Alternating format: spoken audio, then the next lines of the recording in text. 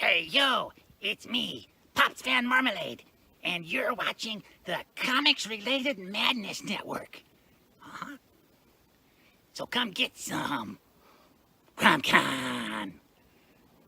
CromCon.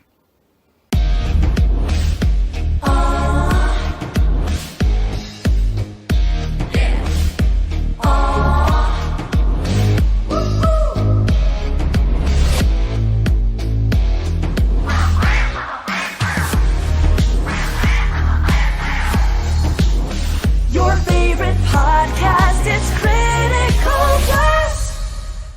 Hey, we want to shout out to our sponsors, Daytona Beach Comic Con. If you are a fan of comic books, if you're a fan of comic book conventions, and if you like meeting comic book creators and getting comics and comic-related stuff, then you need to make your plans to attend Daytona Beach Comic Con.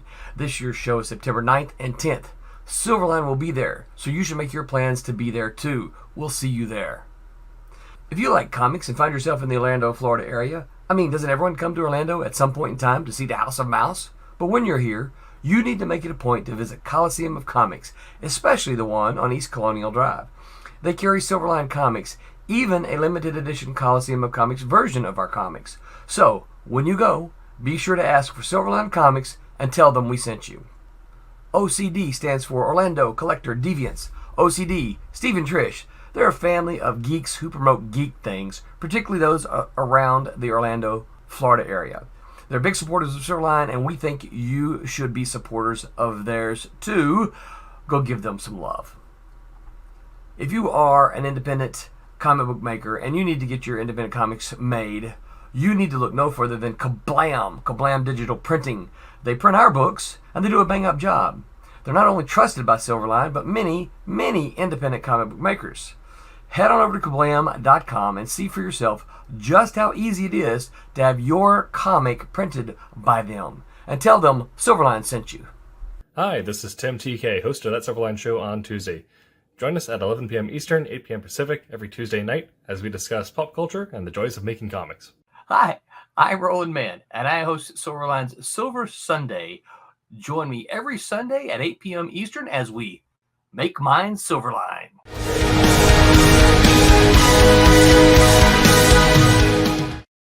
Ladies and gentlemen, welcome back to a Silverline Show on Tuesday. I am your host, Tim TK, joined by Mr. Aaron Humphreys. Yes. And Jose Fuentes. And that's it. That's it. Unless there's somebody else hiding. Yes. And of course, we are known to talk about the most polarizing, controversial, and hot button subjects and news in comics and entertainment. That is right. They have confirmed that Chris Pratt will not be doing an Italian accent in the Super Mario Brothers movie. I almost kind of thought that was kind of a blessing for people who, do you really want... I never understood why they want Chris. What is it with all these animated movies using super famous movie stars instead of just using actual voice actors? And why is it Chris Pratt in every movie this year? He's so... I don't know. I was like, dude, there's a guy's been doing Mario's voice for years. Why didn't you just get that guy? Right.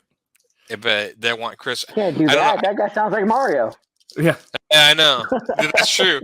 Well, it's funny because every time I see an animated movie, like after they show the trailer for the movie, they have this huge list of all these famous people that are voicing it. I'm like, who cares? In other words, if you need all these famous people to sell your movie, then I guess your movie sucks to begin with. Right. I don't know. We do have a pretty low bar with the last Mario Brothers movie. So yeah, that's true. What? What was that? Amazing. What are you talking about? I'm surprised they even. It's like you're too young to remember that one properly. This one's CGI, right? Yes. Okay. Yeah. Yeah. Yeah, that was yeah. I'm pretty sure every Italian ever breathed a sigh of relief. Right. Wait. I know that they made a Ratchet and Clank movie that was okay. That was CGI as well, wasn't it? Yeah. I know we're gonna make a Sly Cooper. It was weird because Sony was making a bunch of animated movies. I mean, they started with Ratchet and Clank and see if that would do well, and I don't know if it did well. And then they made They showed a trailer for a Sly Cooper one they were gonna do, and then that never materialized. And it's funny, so Sony didn't really do it, but now Nintendo's like, we'll make a Mario movie. I just think some of that stuff just works better in video games. I just don't really think we need an hour and a half movie. Yeah, and Mario's not a title that's necessarily known for its intricate plot and story elements. Yeah. Have you not played Mario 2? Because I was thinking. I remember when I watched Ratchet and Clank, there was like a decidedly like lack of gunplay. It's like isn't that kind of the whole point of that game was shooting stuff? Yeah. So I mean, even if it's like the whole thing is like, you know, like, oh, we don't want to like, you know, have a kids movie with, you know, a lot of violence. Like, well, it's space guns on robots. Like, yeah, it's the same reason why I can get out with shooting stormtroopers and rebels. Yeah, and like I mean, if you look at the old Transformer cartoons, they were actually pretty violent because they were robots, so they didn't. You can go for it because they can always just fix them later, right? Yeah. See, Ironside, he just ripped that robot's arm off. Yeah. I mean, look at the Transformers movie. I mean, how many kids were traumatized by that movie? Mm-hmm. Not enough. Not enough. I know. Yeah, no, we need more kids with entertainment-based trauma. That's right. I don't know. I mean, I know the Mario. I did see the Ghostbusters movie. Oh, how's that? I love that movie. That was great. It was probably one of the few sequels that I've really liked. I'm like, but then again, I grew up on. I remember coming in the theater. And, so, I saw Will Neff on Attack of the Show gave it a pretty good review. So yeah, I've not seen it yet, but it's on the list. I did watch Disney's Jungle Cruise though. I thought that was interesting. Okay, that's on the isn't that on the streaming channel? Yeah, the Disney Plus. Yeah. Real quick, I do have to say this. Hey, Phil Leon, if you guys don't know, he is a colorist with Silverline, and we'll get to the plug at the top of the hour. But if you want to see some of his work, you can back the Kickstarter right now.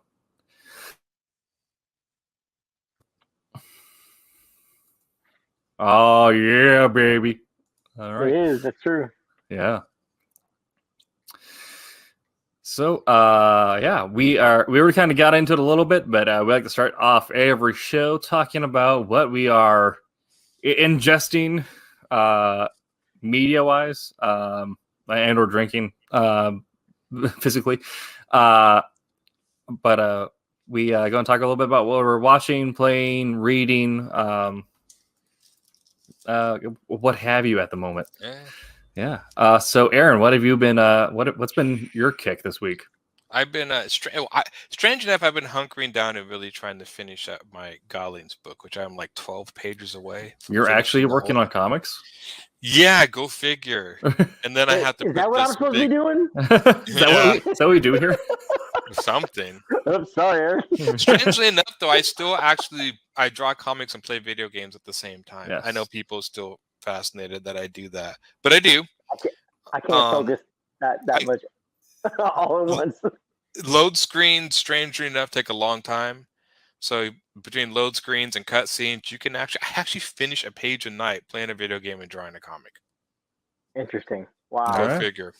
Yeah. He's like, you need to draw more then. The second Aaron gets an SSD, his productivity is going to tank. Yeah. But I've been playing Code Vein. Oh yeah. Yeah. That's pretty good. I think it's kind of one of those things like it's got more story than most Dark Souls or Souls. Yeah, it's one of the things. It's one of the first ones to kick off with the anime Dark Souls And it's so far that and Nier. Yeah. Yeah. I think I'm towards the end. Yeah, so far it's been fun. They give you like a lot of like I love Dark Souls games. I play all the Dark Souls and Soulsborne and Bloodborne and all that. But you seem to start out with a build, and then they give you new stuff later in the game. But the new stuff it's not worth going backwards and rebuilding it when you've already got stuff that's working for you because it takes so long to build something up. And they have a ton. And now I'm getting all sorts of like new abilities and gifts. I'm like, yeah, but I don't want to go through and use those. I got my setup, so yeah. Yeah. Other than that, continuing to watch Seinfeld. I've never seen it before, so I'm actually going through that. Yeah.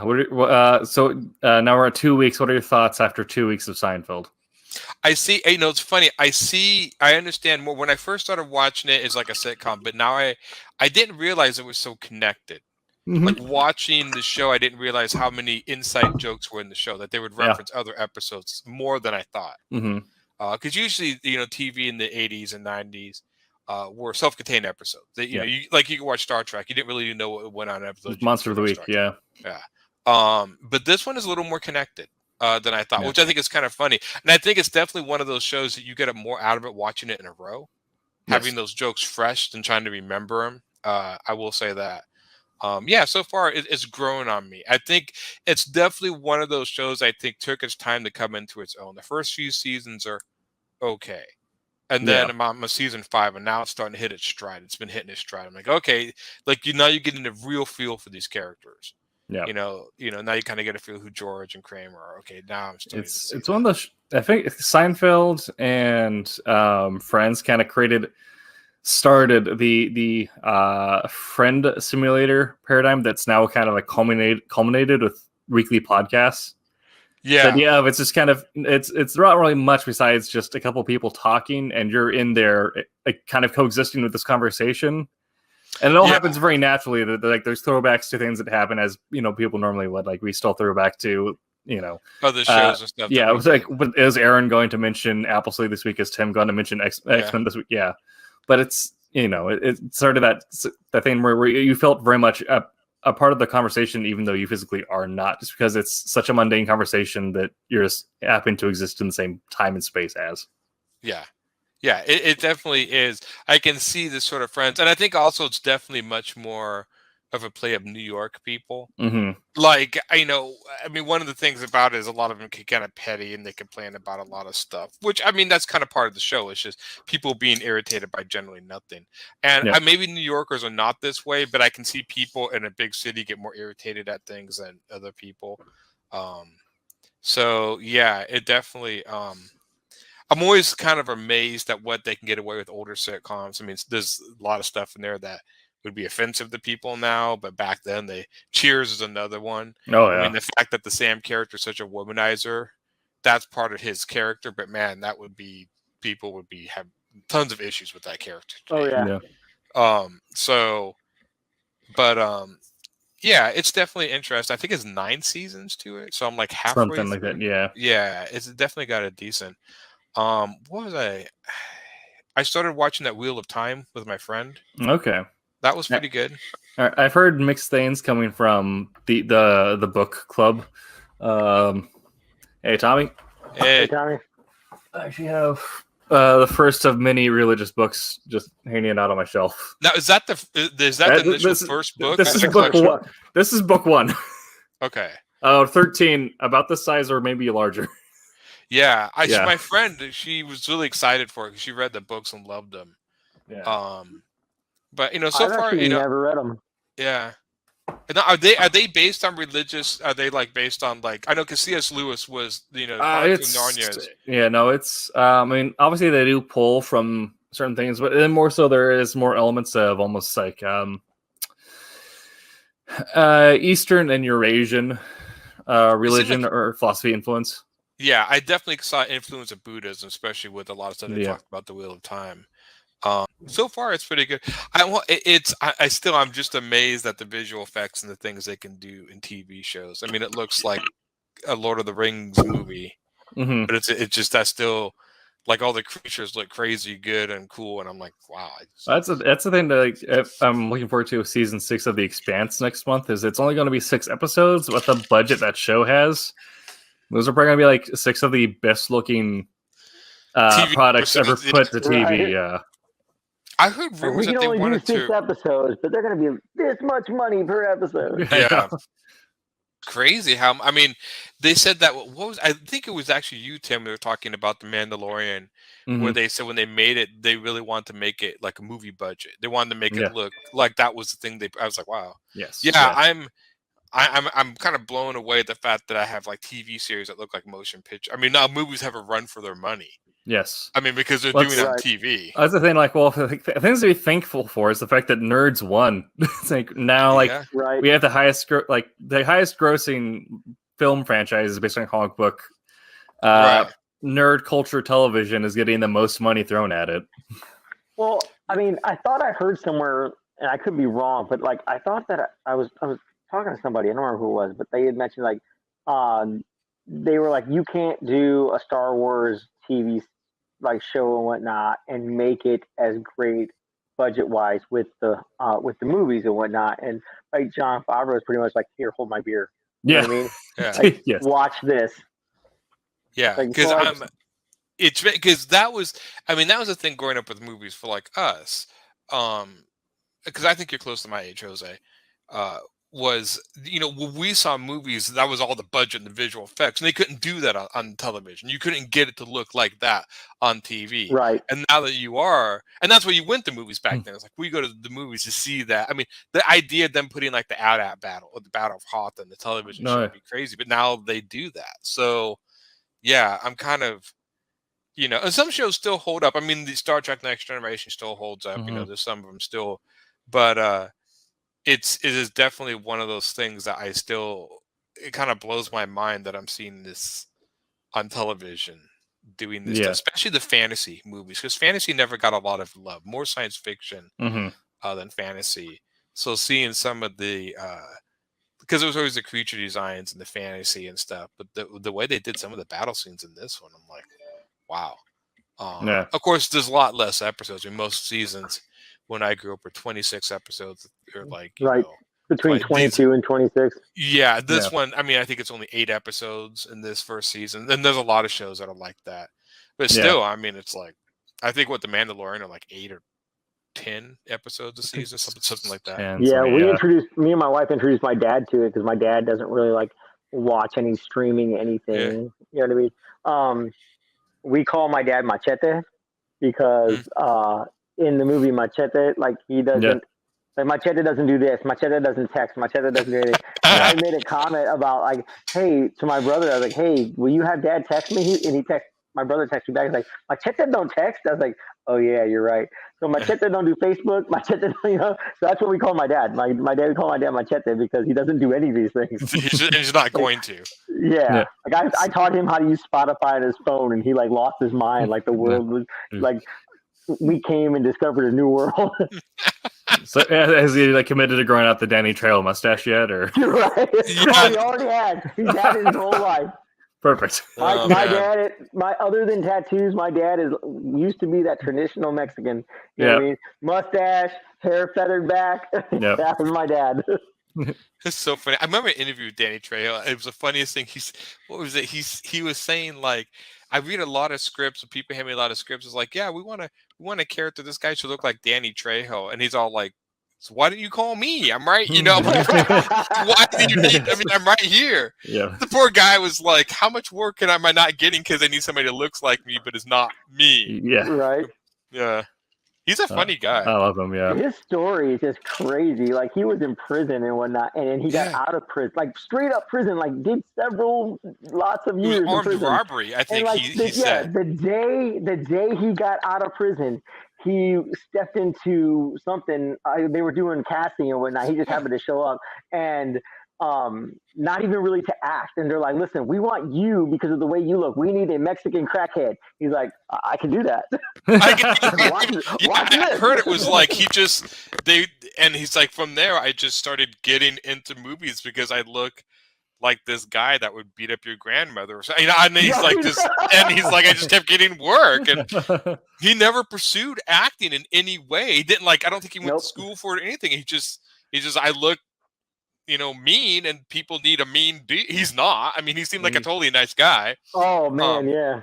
But yeah, he was straight. I think he served time for armed robbery or something. Yeah, he came out and was a hard life and went straight into like, I'm Danny Trejo, I guess. Like an entire flip of what his life was before prison, and it's just complete fluke. Like bam! I was like, yeah, he didn't pursue acting. He didn't get out to try to find it. It's just a complete fluke that he is where he's at.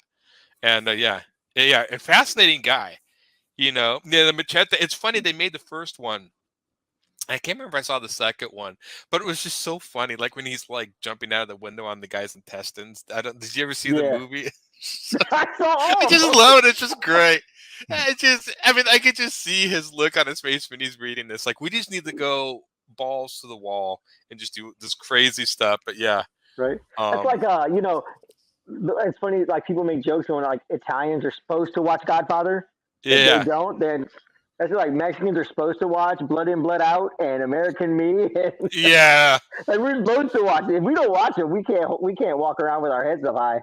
Mm-hmm. I'm trying to think if there's any Caucasian movies we have to watch.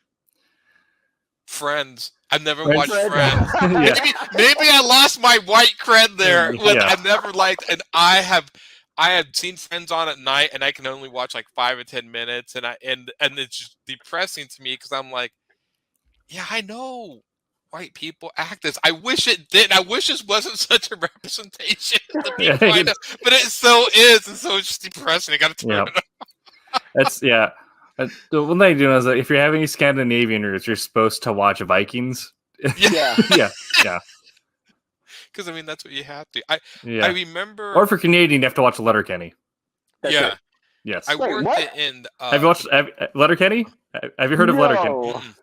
Oh, it's so good. It is about a couple guys living in a small town in central Canada. They inherited the family farm, and it's a town with rednecks, skids, which are goths, and preps, and that's funny. It's do so the good. goths and preps fight all the time? Yes, yeah, and jocks. Yeah, hockey players are the jock group. They're the preps, but yeah, it's so good. And the guys I would have said from my age, like my time period, maybe even a little bit before, I would have said the Red Green Show because that show was amazing. Nice. I was a big fan of Kids in the Hall. That was my Canadian show. It was more of a skit show. Yeah. So what streaming channel is this on? Can you watch it? Letterkenny is on Hulu now. Yeah. Letterkenny. Letterkenny, yeah. Okay. And Hulu active. Yeah, and the guys who write it are very smart. The wordplay is like unparalleled for anything I've seen in a while. It just sounds funny, goths fighting nerds, Yeah.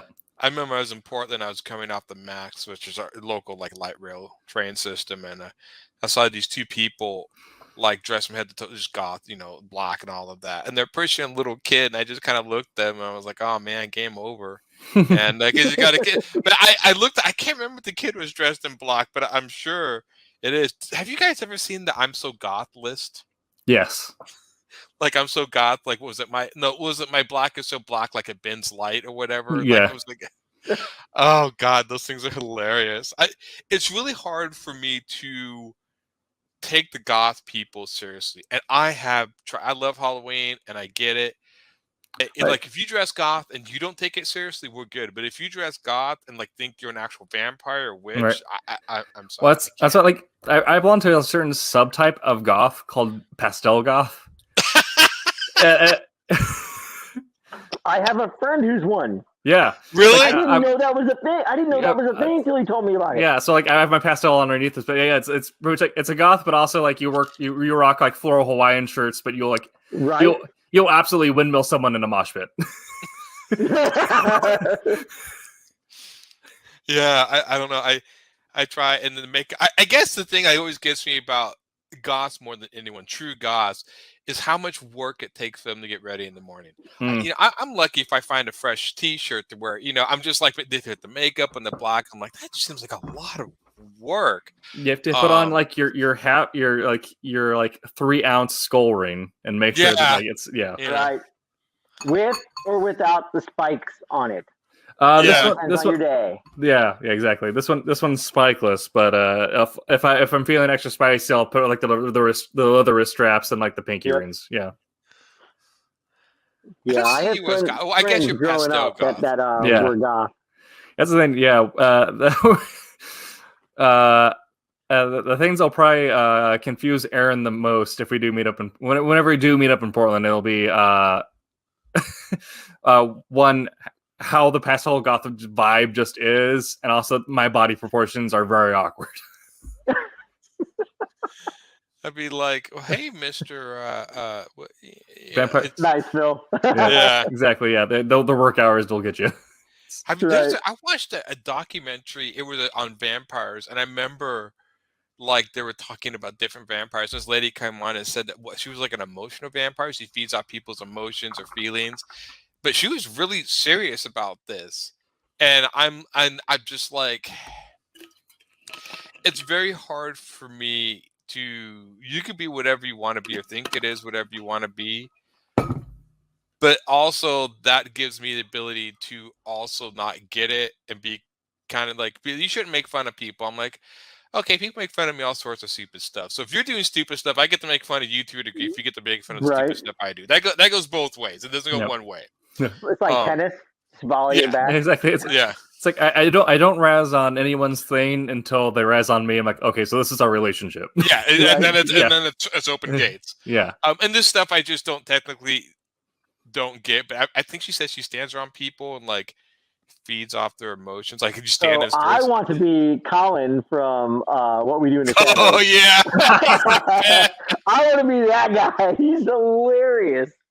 That was my favorite. That guy's based on what I'm talking about. There's people Yeah, who I really think that. figured that's how you If you want, Yes. if you want to be a vampire in your own home game, you Yeah. can buy now. Right. Use code little plug. Yeah, we're not. I remember the first Hey, time. White Wolf Paradox, sponsor us, please. That's right. I remember I taught the first time I ever heard of Masquerade the Vampire. I was going to the Kubert school. I only went there for a few months, and he was trying to explain to me like it's a role playing game. Oh, you just done a play. It's like, no, you played it like around the city, and I was like, what? Like you what? Oh, you're like, talking about live action? Like the yeah, where they go to people's houses and it's like live act. And I Yeah. was just like, I've done that. I've done LARP. I ran LARP. That was interesting and fun when I did it.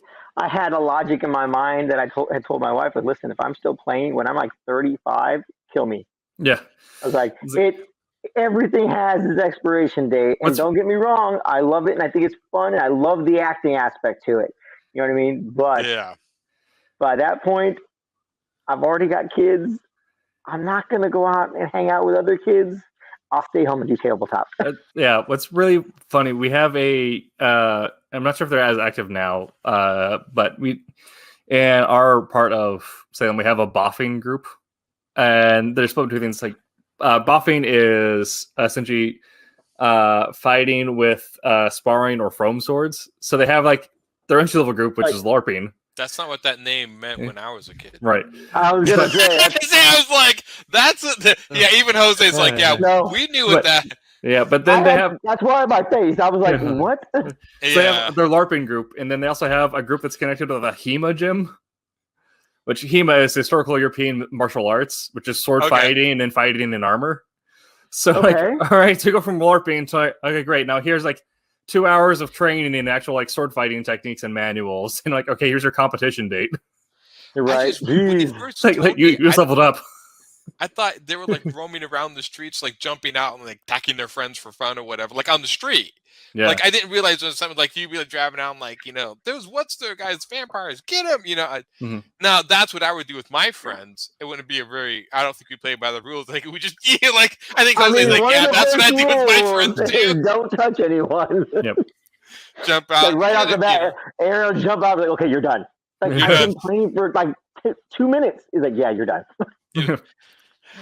So I was gonna ask an odd question of vampires. I even put this to the board.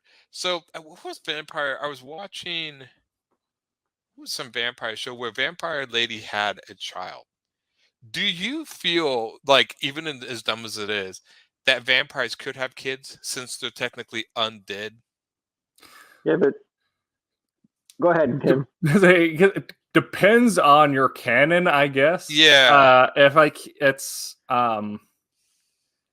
I mean, if it's like Bram Stoker or the Masquerade style vampire, then technically all their organs are also dead. They don't have blood flow, and in the Masquerade style canon, which is based off of I'm probably gonna butcher it, but I believe it's Croatian Serbian mythology, the Amada Strioi type thing. The blood is actually more sentient than the organs are, because the blood is what carries the power. But Okay. everything else is dead on the inside, and it's just like this weird semi-sentient thing living in their blood now that keeps them alive. Because it seems. But It always if you're seemed like, yeah. if it's more like English style, where it's just a form of coming back to life, like English vampires or French vampires, and then again, Maybe, like the more modern contextual stuff that got popularized like in the 80s and 90s, where it's you're just unalive. You're not necessarily brought back from the dead. Yeah, Right. Because I think wasn't like an Interviewing a Vampire. They brought one of the I know like the small girl, the Kirsten Dunst character was a small girl because they wanted a child, but she yeah, would one never child. So you get have to. So that's the thing where that style where you have to embrace a Yeah, toddler, but then Yeah. they can't grow up. Louis had to stay. Yeah. a kid. Because I always thought I see because there's been a few movies where vampires have, and I'm trying to think of what was this guy. What was I? I know that was the thing that happened in Twilight where a vampire, but she was a human when they had the kid. Yeah. Because I- I'm like, if they can make other Yeah. vampires by biting you and then reproduce sexually, that's two ways for them to make vampires. I don't know. Yeah. Again, it's fantasy. You could do whatever you want. I mean, you can exactly. make whatever you Yeah. want. It's But made it up. was just one of those things where I see them have it. I'm like, well, that seems kind of, okay. Yeah. Like, in other words, would I do that if I wrote vampires? Probably not. But I mean, if it serves the story, I guess.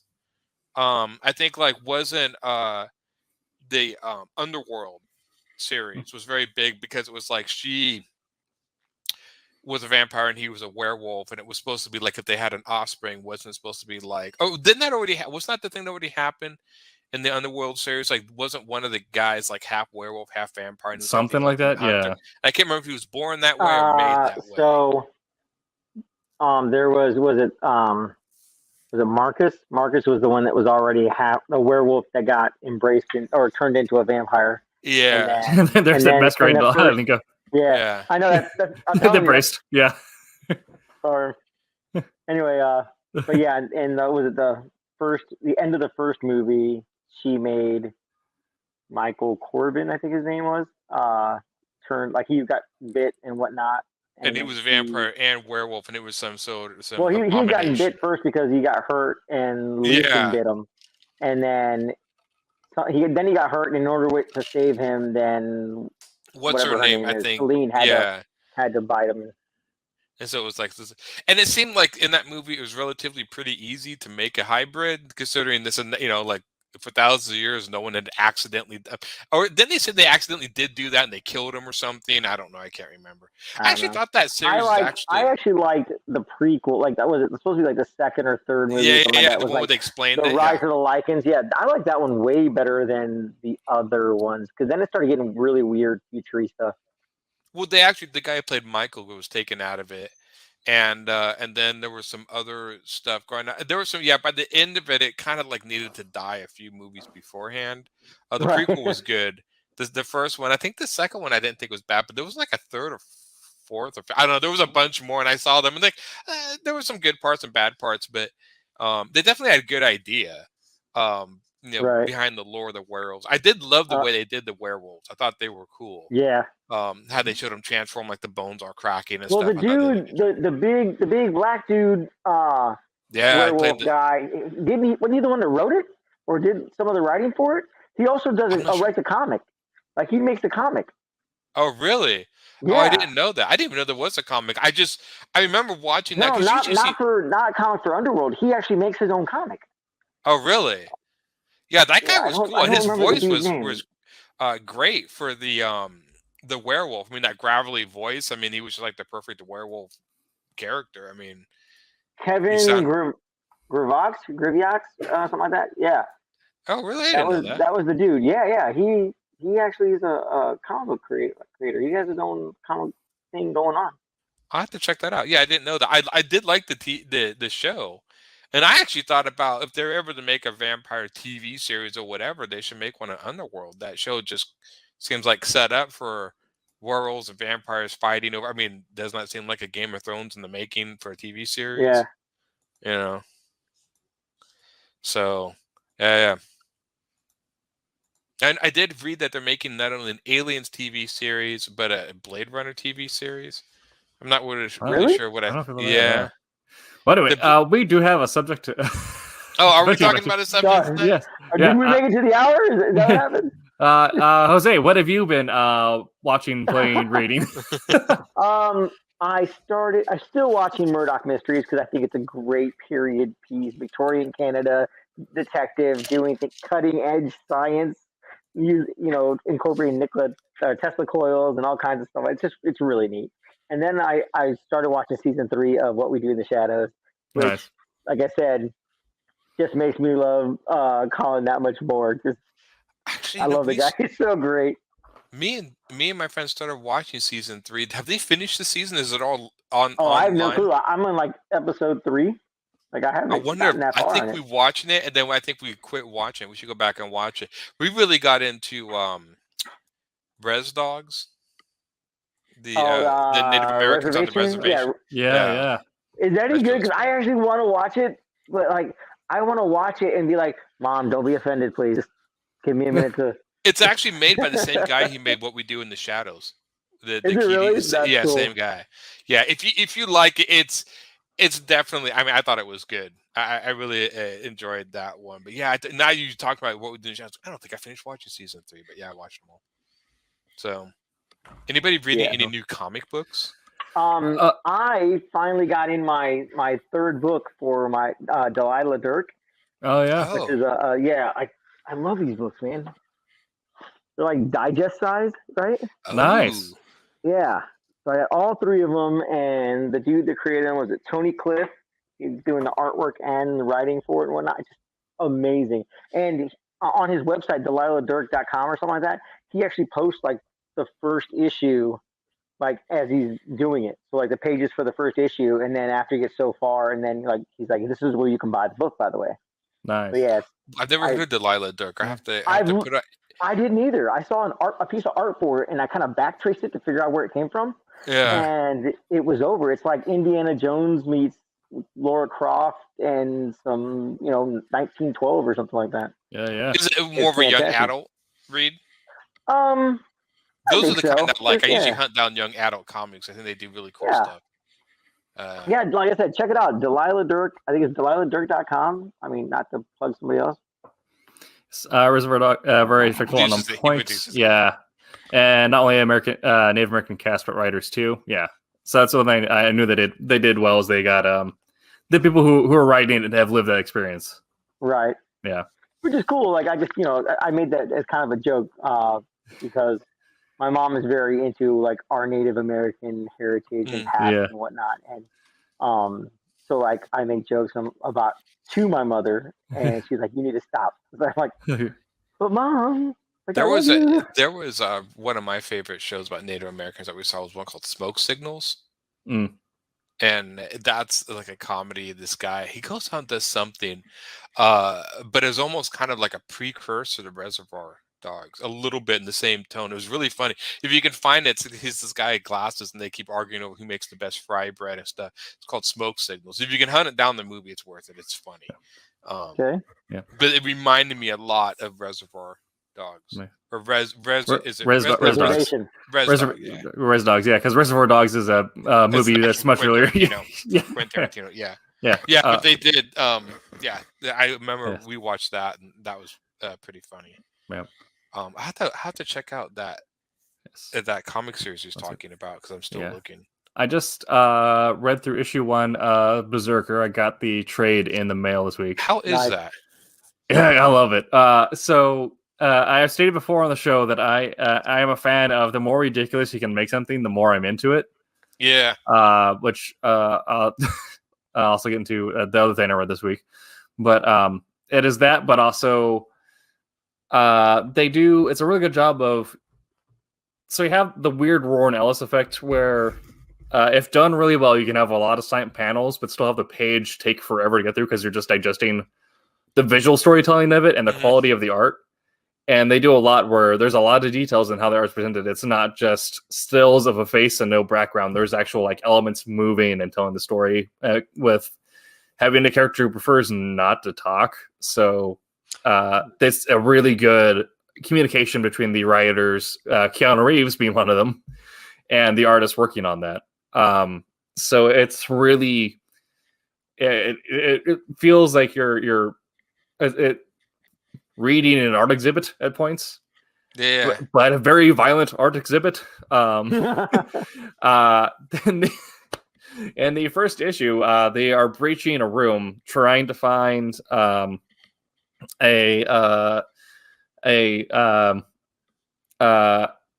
president of a Central American military junta, which, if you don't know, it's a military government that's overthrown the democratically elected government. Basically a coup. A coup. So some geopolitics for you. So we're trying to find this dictator, and the guy, dictator. We'll get into that later. Yeah.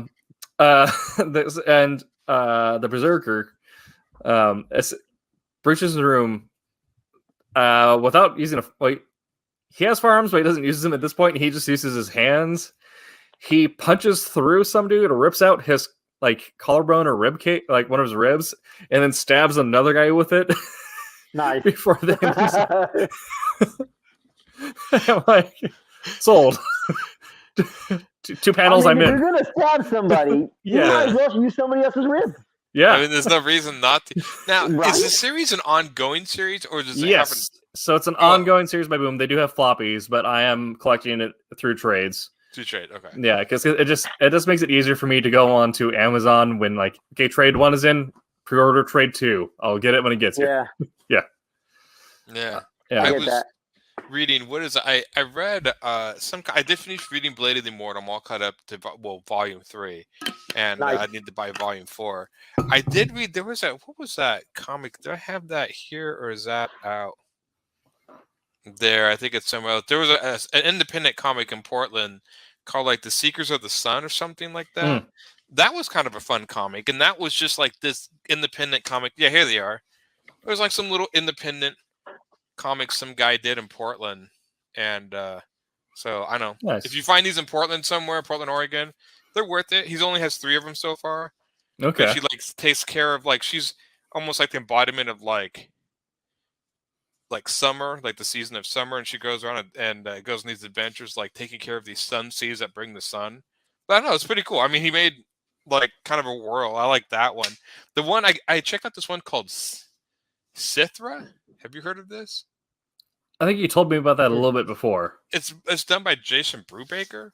Yeah. Yeah, and this is probably one of the more interesting comics I've read because the layout of some of the pages is just bizarre. It's half kids book. They'll turn a page and it'll be just that. Yeah. The way he paces it out, and then he'll do stuff now it's a storybook with the words. Yeah. And so he goes from comic to storybook, and it's very fascinating. A lot of this was one of the pages that looks like a kid's book with the words, and he'll do this all the time. Very interesting so far. Apparently there's 6 in the series, so I need to get 5 more of them.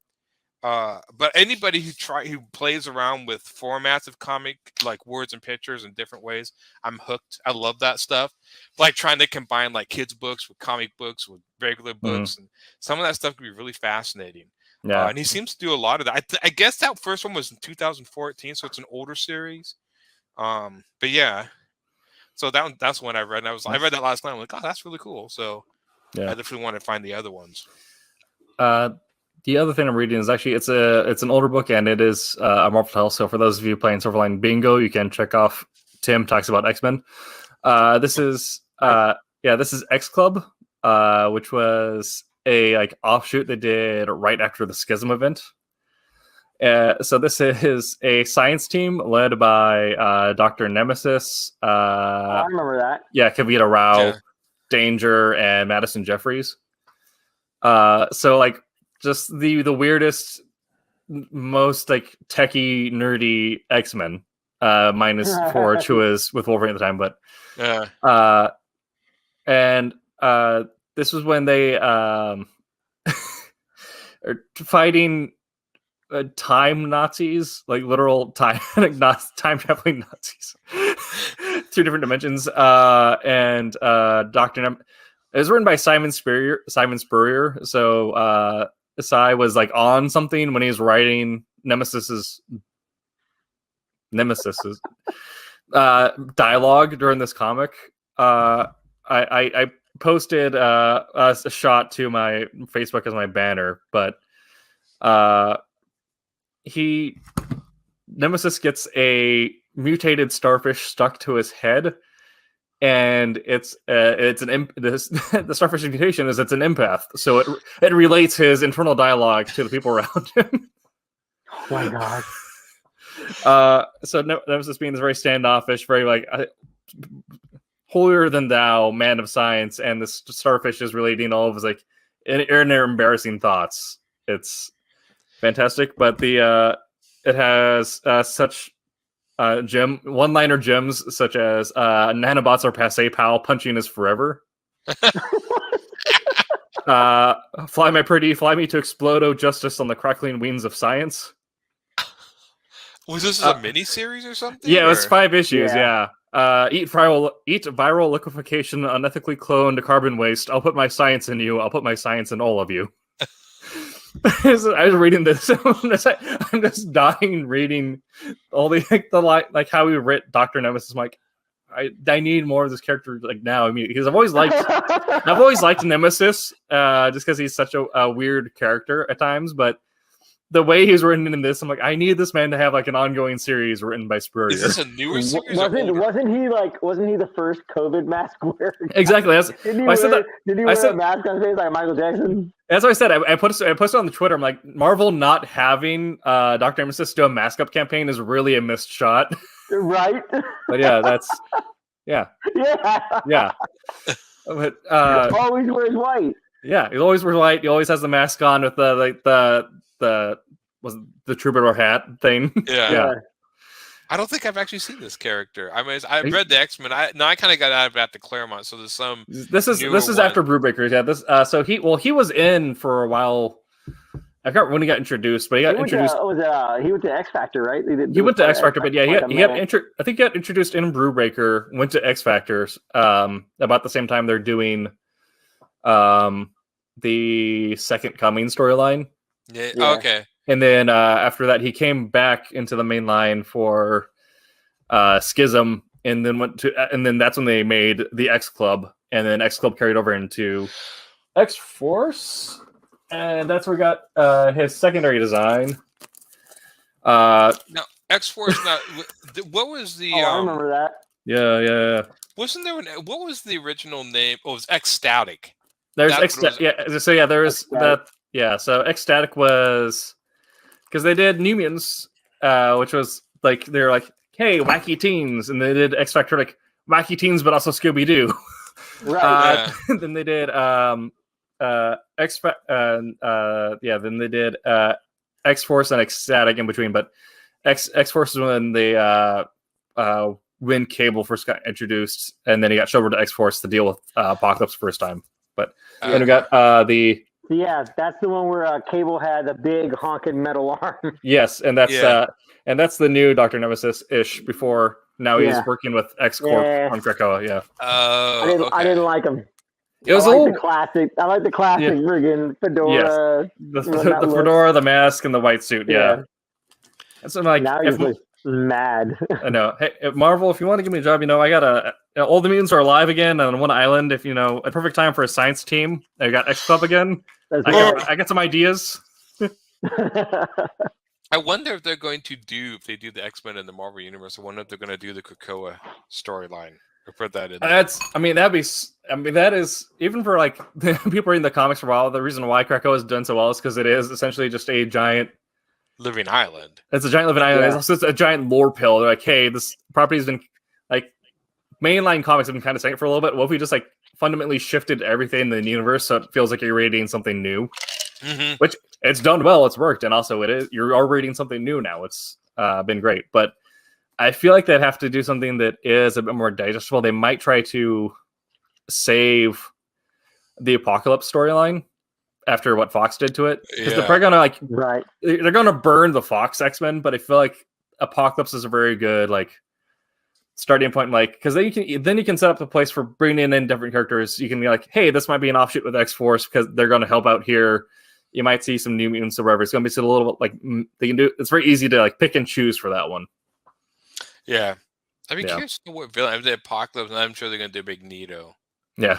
I would love it if they did Sinister and the Marauders. Sinister would be great. Was it I saw something.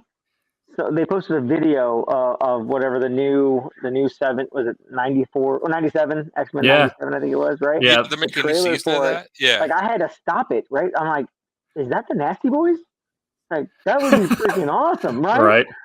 The Nasty Boys are in it. The Nasty Boys were Sinister's like group of people to battle X Factor when it was during when Will Spartacio was doing the artwork for X Factor, right? And like he's got one of them that has like these rocks across his back, and every time he gets hit with them, it pops out other little dudes of himself, and then Gorgeous George, the guy who like oh yeah. Gorgeous George also in Sword right now. Are you serious? Yeah, he's like Magneto's pet. Oh I my remember god! when I read the X-Men, they had Mr. Sinister had the Marauders. Yeah, when that was Sabretooth as part of that. And then the like Nasty Boys came later. And was it Vertigo and Headhunter? Like and Riptide, the guy who could spit ninja stars or whatever.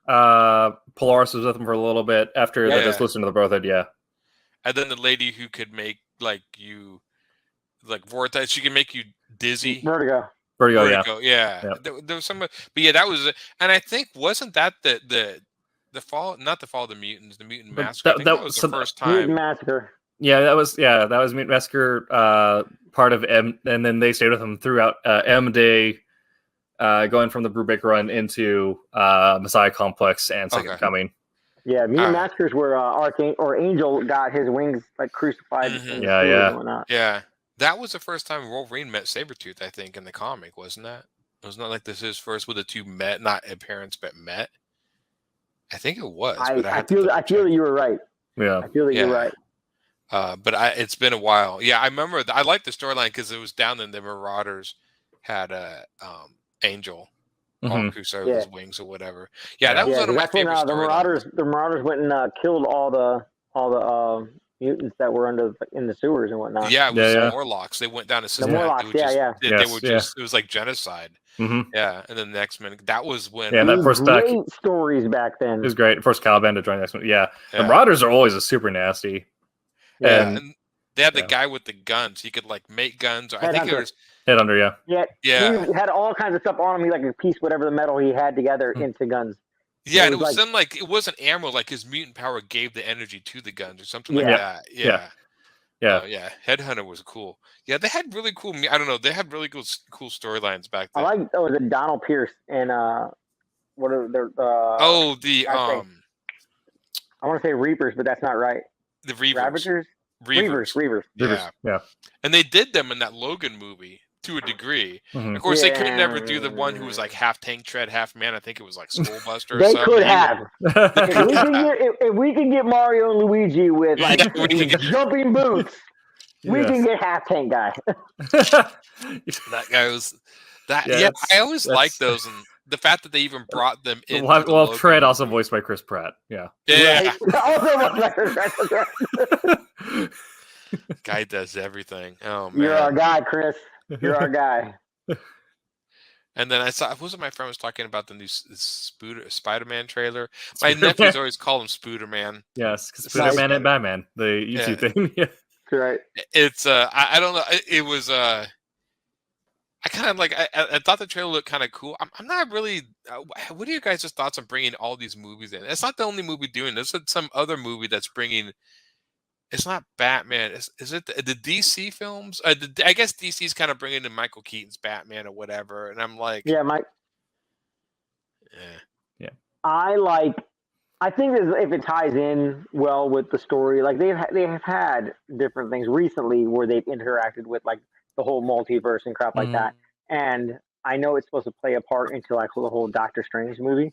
Yeah. But like I don't mind it because I liked Willem Dafoe as the Green Goblin. You know what I mean? I loved Alfred Molina as Doc. Yes. I loved best freaking Doc Ock. Like I could have ever picked. It would have been Alfred Molina. It was just perfect. And then I don't think that they did Jamie Foxx justice as Electro. No. In the first movie but like what I've seen of him coming back, I think like they definitely upped him. Like okay, we've heard from the fans they did not like Electro, right? So we're gonna go ahead and give him something else.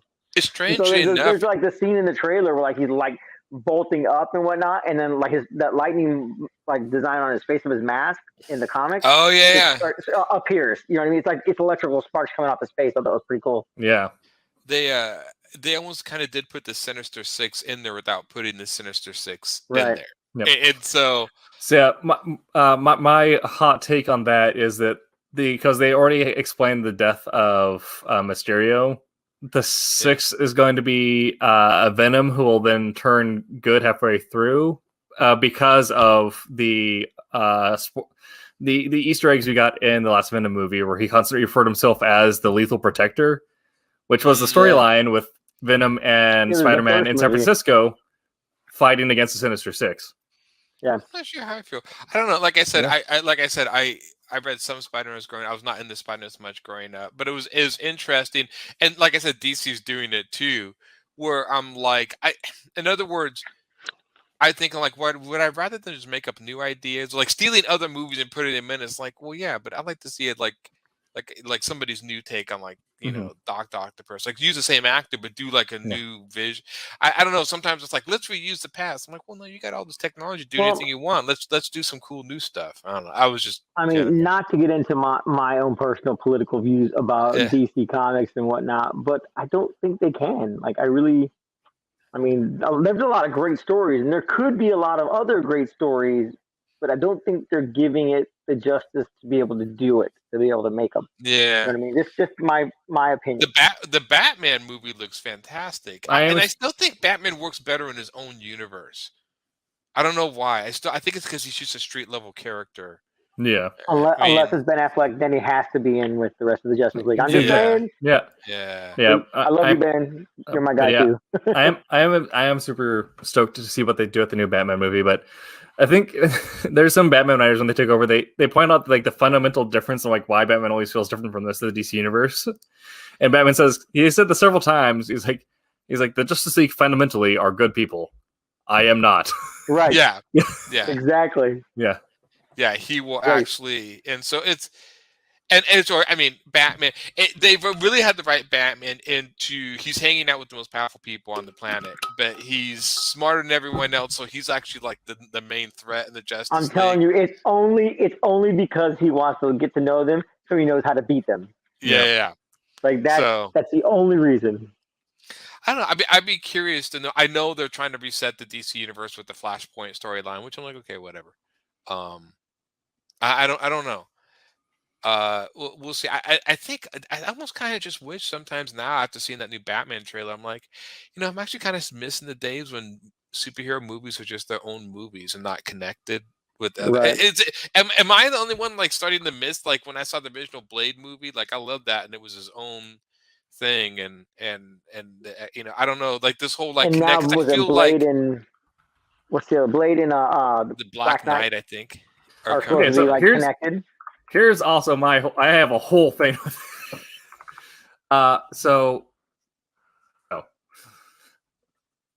here's what I'm saying. Oxygen's Multiverse of Madness, even if they don't touch X-Men proper for like several years, I think this is the prime time to introduce mutants. And they have two mutants they could pick from. Either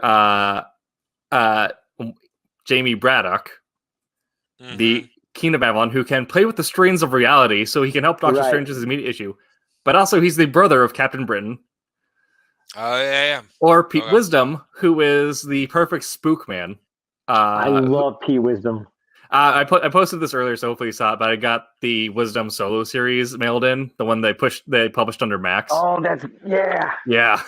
So I'm stoked to reread that. But was that Max line? Was that more edgier line that Marvel did? Yes, that's all. Now it's just Marvel Max, and that's what they R-rated Punisher under the Marvel main line. Right. Yeah. But for like a while that was it was Apache Skies was under there. They had I love that book. That book was great.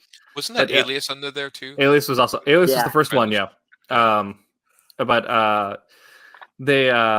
they repeat Wisdom because they could use it because one, he should have his own show where it's like an X-Files style like procedural. But when they get into something more like mixing like the government level spook stuff, dealing with Hydra and Shield being messed up, and then tying that into cosmic stuff. He's a character who can do both. But my main bet would be in Jamie Braddock because he has that he can solve Doctor Strange's main issue. He's also the brother of Captain Britain, who was part of MI13 with Black Knight and Blade when they fought Dracula. Morbius has also a direct connection to Dracula. So they might. I mean, they put Star Fox in the movies. I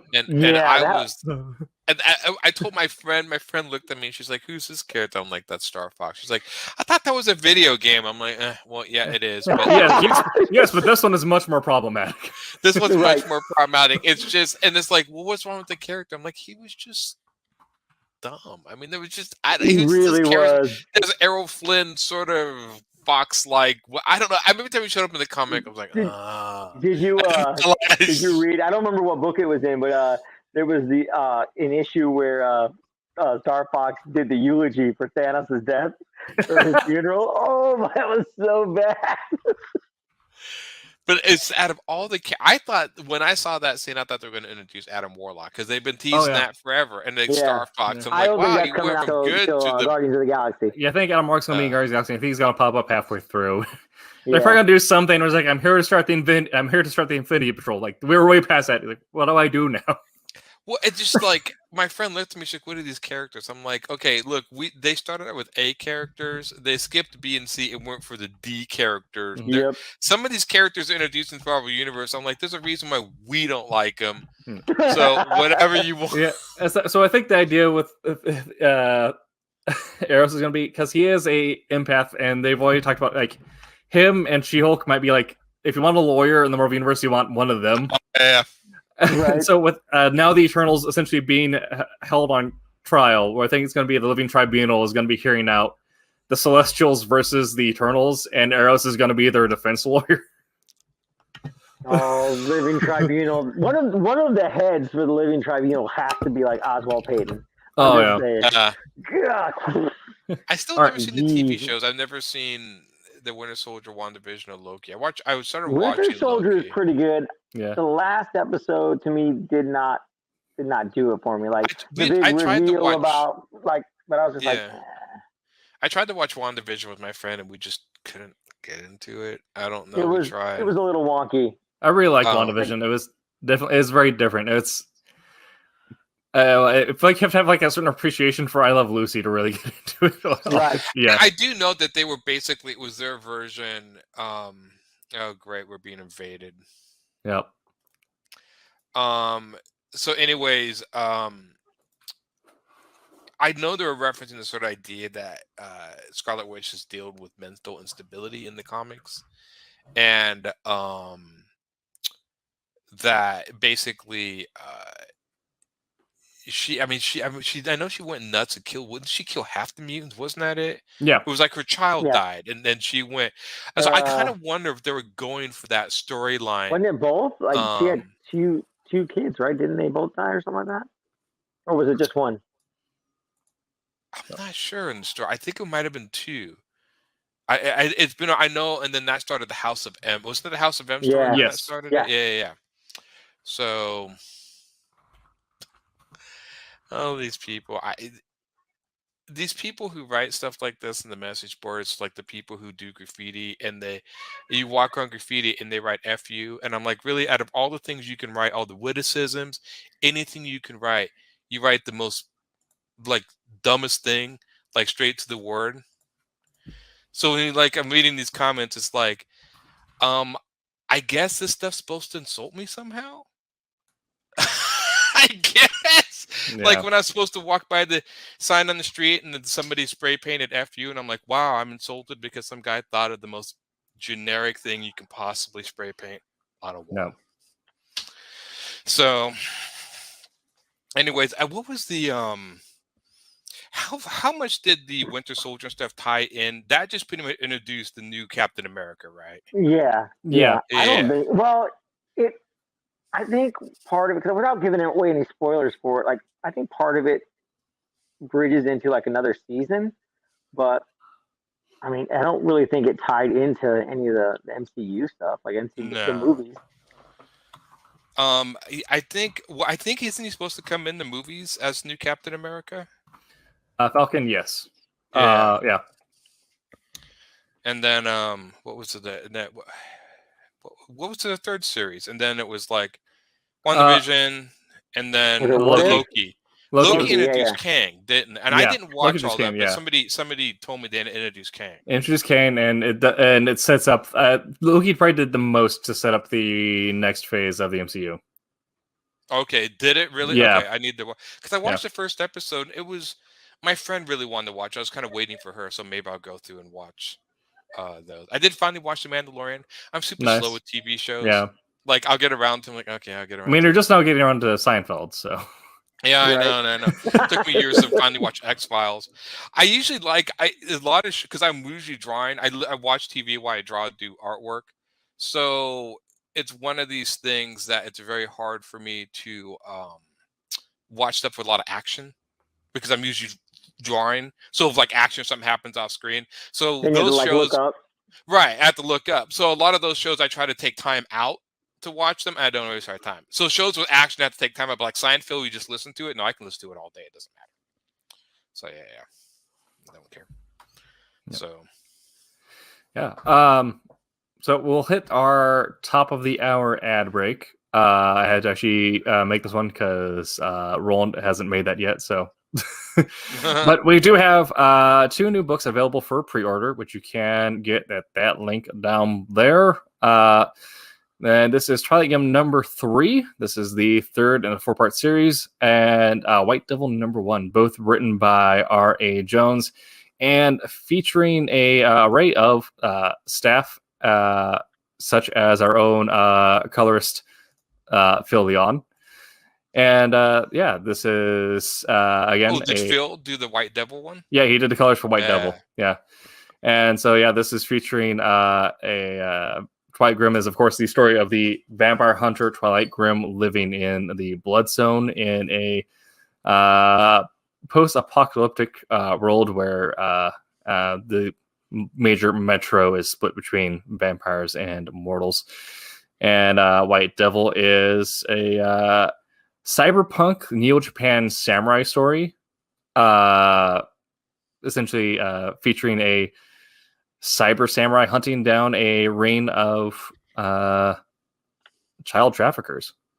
So nice. Both are available for pre-order right now on our Kickstarter. So go ahead and hit that. Is it White Devil like more of a sci-fi? It's supposed to be like in the future. I haven't read that one. Yes. Yet. It's cyberpunky. Yeah. It looked cool. I know there was like a robotic centaur, like female centaur or something. Yeah. So what was the? And then the Grimm. He finally put my cover up. So I did a cover for the Twilight Grimm. And I think Quentin did too, didn't he? Yes. Yeah. So. And we're pretty close to funding both of them already. So. Nice. What was it? We are at 2,039. So maybe a little over 400 left. Yep, a little over 400 left. Yeah, and then we also got another couple of weeks to go. Yeah. All right. Yeah, I still have to go and put it on that because I want to get it. Yes. All righty. Well, we're getting back to our main subject tonight after our first hour of kind of talking about a lot of things. We are really good at that, though. We're really good at it. Yes. I think that's kind of half the fun, is just kind of going off in these random conversations. Yes. So our first conversation, we were talking, it is Nerdgiving, and the primary thing you do with a ton of nerds on the table is eat a lot of random food. So the first question we have tonight, Thanksgiving food. Some people like it, some people don't.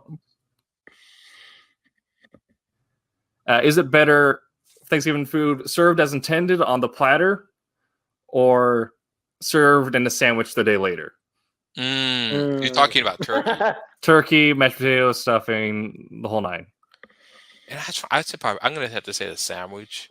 This year we're actually making gumbo and fry bread for Thanksgiving. Oh yeah. That sounds so We good. don't. What We haven't time's done. dinner, Aaron?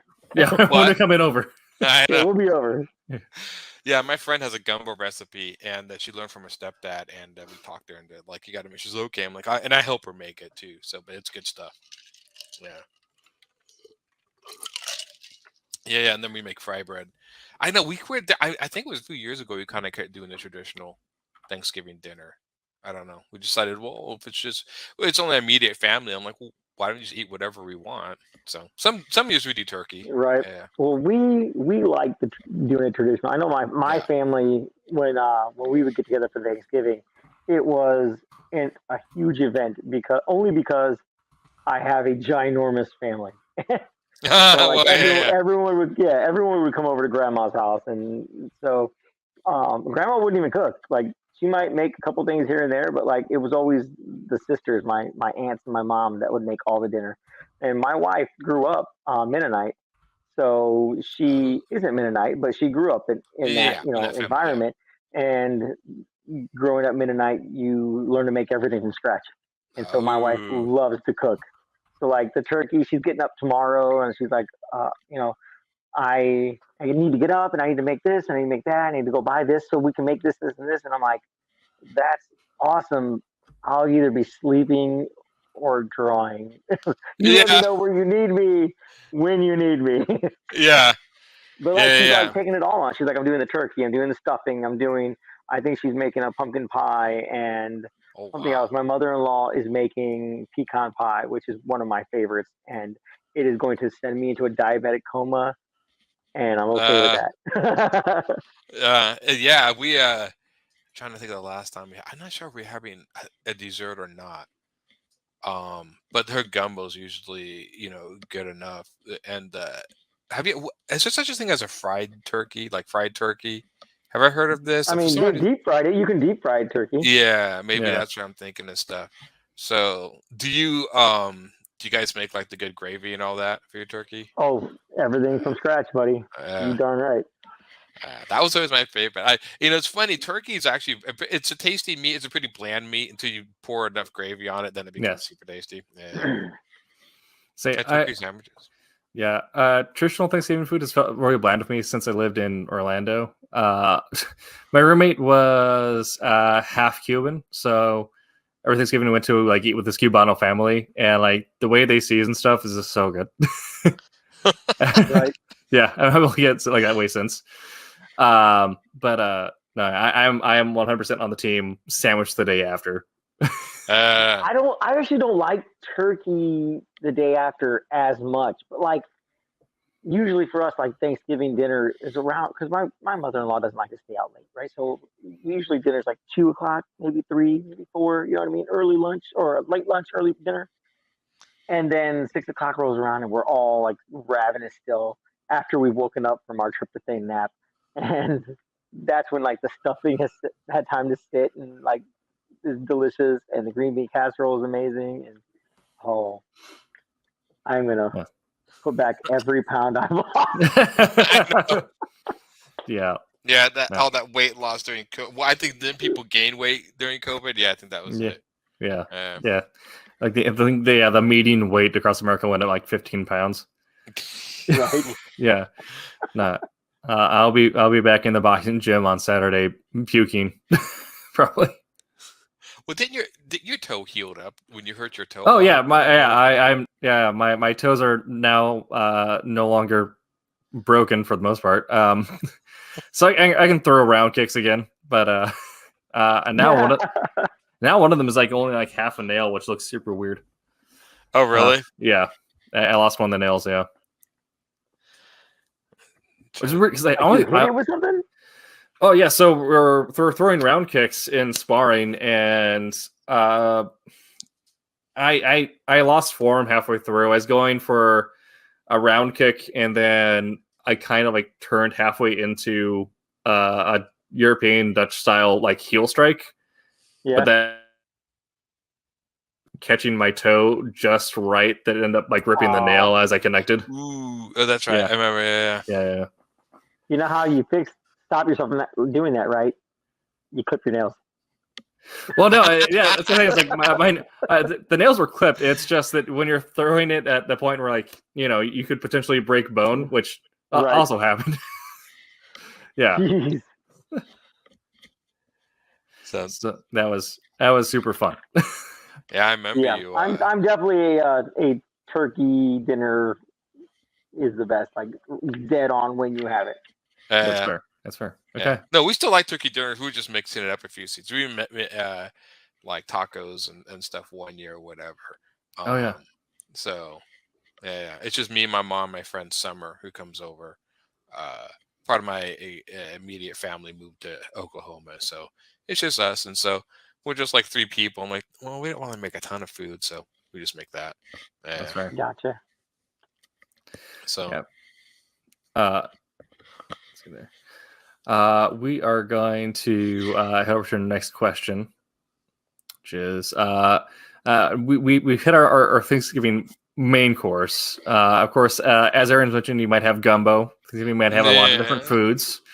So something that we have done a couple times if we're just grilling and don't feel like actually doing a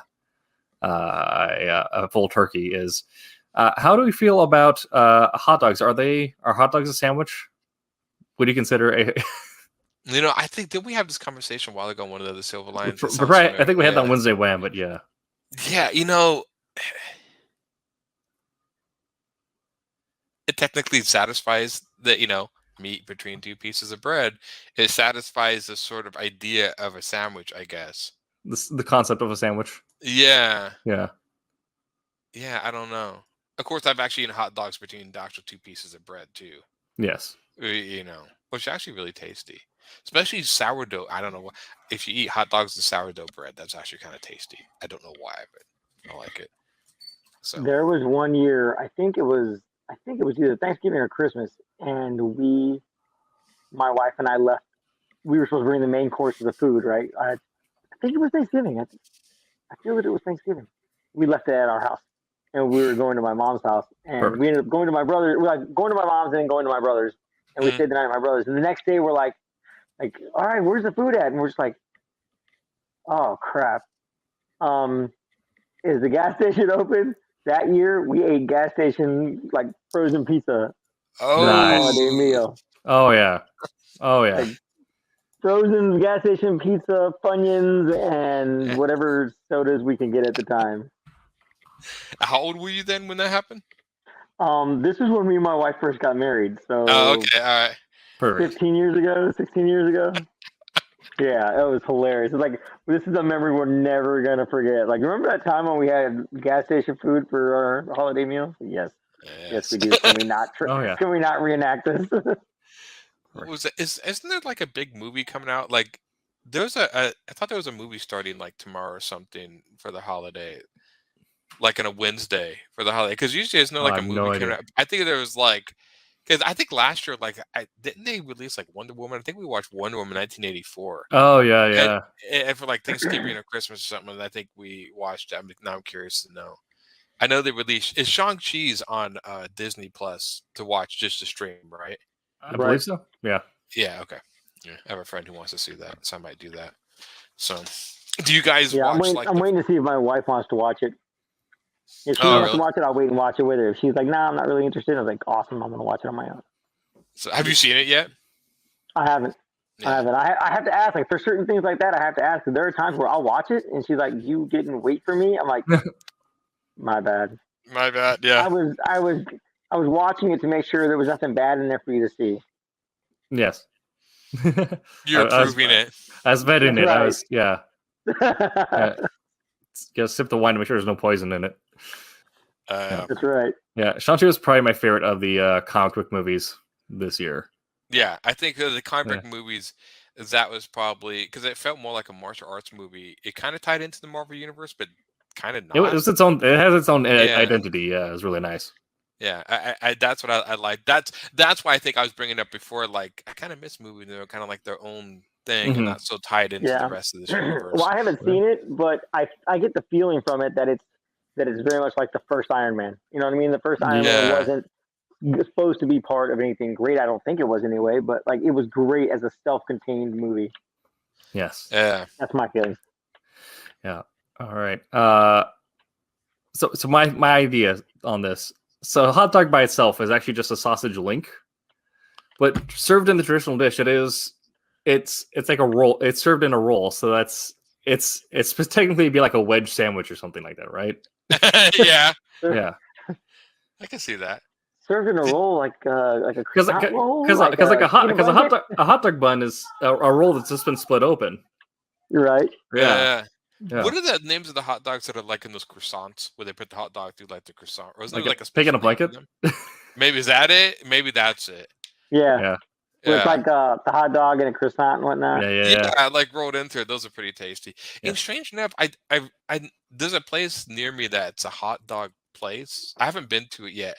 It's kind of hidden behind these trees when I drive, so I always forget about it. And I finally sound like I want to go check out like what is it as a hot dog specialty restaurant. Right. I mean, how many hot dogs can you possibly serve? So I'm kind of curious. Yeah. And I like chili dogs. I wanted to really good chili dogs yeah. there. Like, yeah. It's like if every time I go to Coney Island, I have to go to Chili Dog, and then every time I'm in LA, I have to go by Pink's Hot Dogs, even though the line there now is astronomical. Yeah. The big line we have here is the In-N-Out burger. It's insane.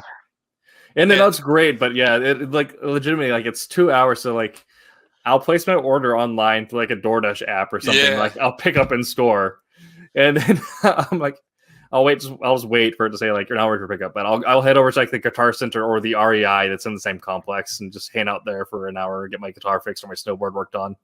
Yeah, and then just come. I think there's only one in Portland. Is there? Or is there more than one? There's more than I think there's like 2 or 3 in Oregon, but yeah, there's only one up where we are, and then I think the other 2 are down south. That's okay. Yeah. I remember we had a huge lines when they put the Chick-fil-A here, which is funny because most people quit and be like Chick-fil-A. They're everywhere down in like Texas and stuff. No. But up here, I mean, I think it actually made that. I don't know if it was the news, like the local news or something. Like it was so big that we had a Chick-fil-A, and I had it. I mean, it was good, but I mean, there were lines coming out of that. I mean, it was like this big new thing. Yeah. I mean, so well, like also just our franchising here is so weird, and like my specific suburb, I remember when you got a Taco Bell, there's a 30-minute wait because the nearest Taco Bell is like an hour away. It's weird. Yeah, I know.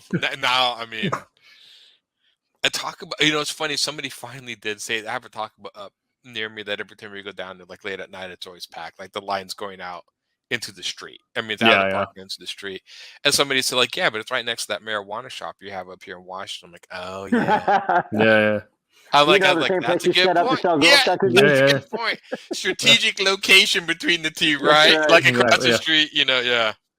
So, yeah.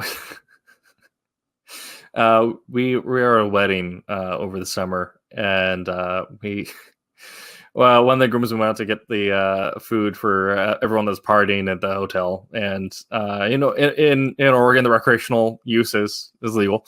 So the rest of us were, we were sober and fine, just chilling. And then we call this one guy to check on our orders, and the dude is just like, yeah, so you wanted like 3 tacos, right? Cheese or no?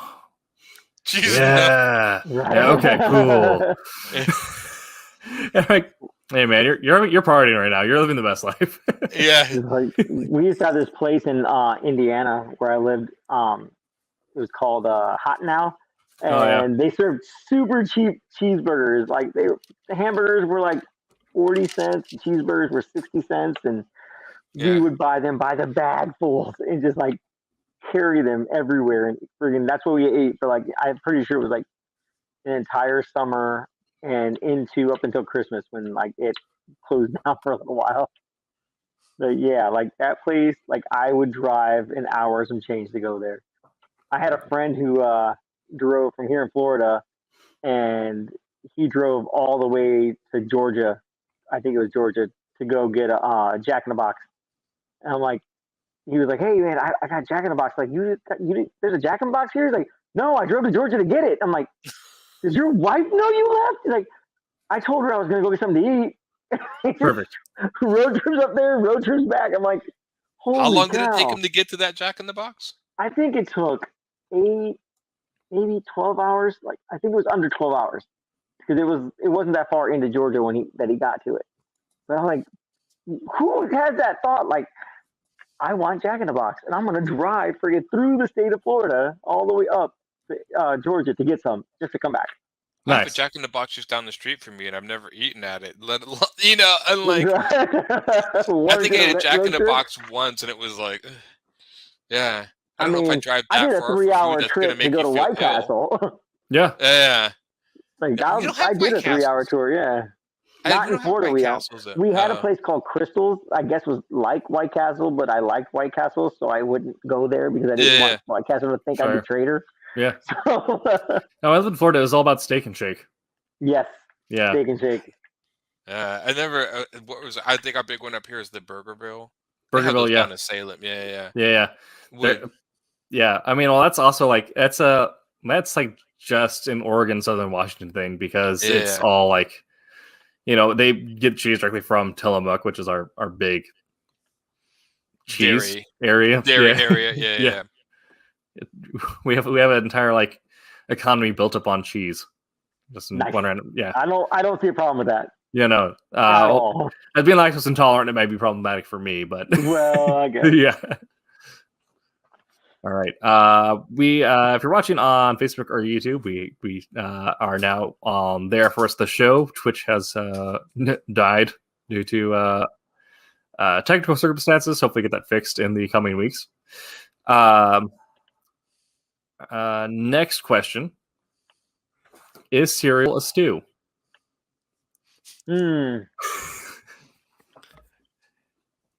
Does stews have to be hot? I don't know if like that's the hot department. There are cold. I think They're stews. like, cold there's a stews, cold stew, yeah, yeah. but like it's some sort of broth or liquid with some sort of Would chunk. it be more? The better question is cereal a soup? Well, because there's chunks of grain in it, so I think it'd have to be Yeah. a stew. Yeah. Yeah. I think if the milk in your cereal, be it almond milk, soy milk, regular milk, were the consistency of a broth of some sort or something Yeah. with a thicker consistency, then I would say yes. But that's like taking a bowl of Rice Krispies and throwing in some like watered down oatmeal. Yes. I haven't had cereal in a long time. I used to eat, what was it? Was it not Captain Crunch, but the cinnamon Captain Toast Crunch. Crunch? Oh yeah. And I think they still have it. Reese's peanut butter crunch. That was my favorite. Yeah. I don't know, I'm halfway on my way to pensioner. We do Special K here. Oh yeah. So That you was eat flakes of cardboard?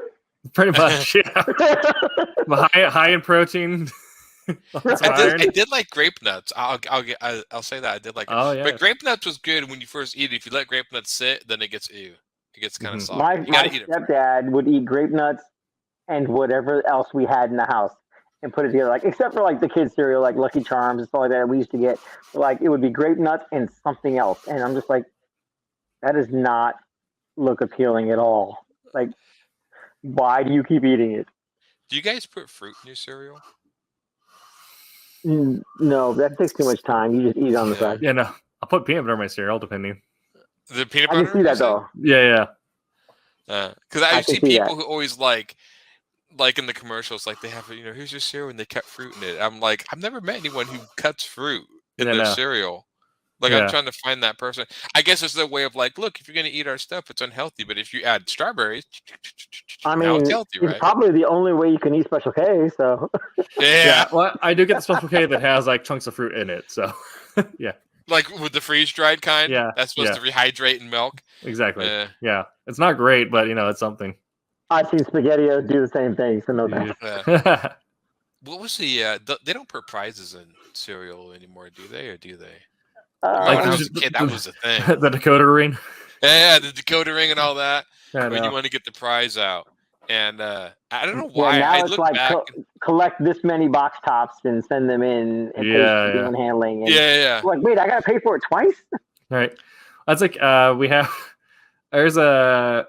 I don't know if Aaron's familiar, but we have a pizza company out here called Wild Makes Pizza.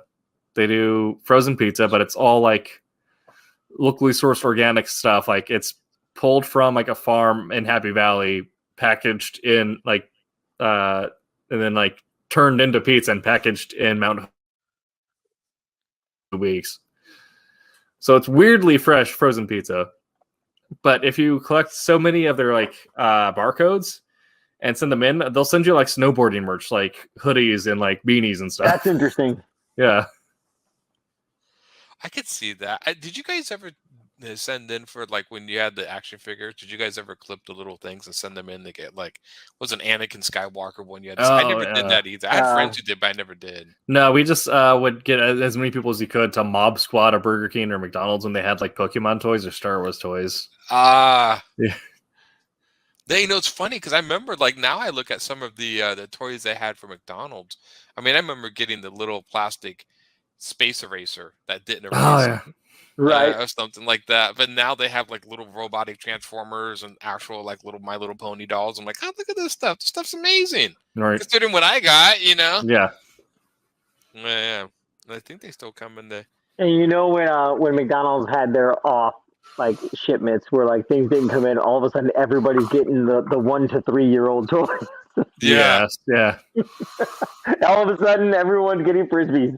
They're getting frisbees or like whatever. These little plushes about that big. That's it. And they like, started enjoy putting your Happy Meal. They put like apple slices in the Happy Meals now, don't they? Yeah. Yep. I wouldn't have a problem with that, except for like there's so many preservatives on those apple slices. Like you can taste it when you take a bite of them. Because my daughter, my 12-year-old, she will eat apples all day long if you let her. Right? She loves apples. She's real kind of picky about it though. She's like, I want Honeycrisp apples. I'm like, you realize Honeycrisp apples are like the most expensive ones. Yes. Well, she's got high taste. I'm like, all right. Yeah. I know she does. She gets it from her grandpa. There you go. And but yeah, it's like she ate one of those. She's like, Dad, these don't taste right. I was like, well, let me take a bite of it. And I tasted it. And I was like, you're right. Like there are like so many preservatives just to keep it looking cool and fresh. You know what I mean? In the little bag. That's like bad. What was it? Somebody said like there was like how much sugar they extracted from McDonald's salad.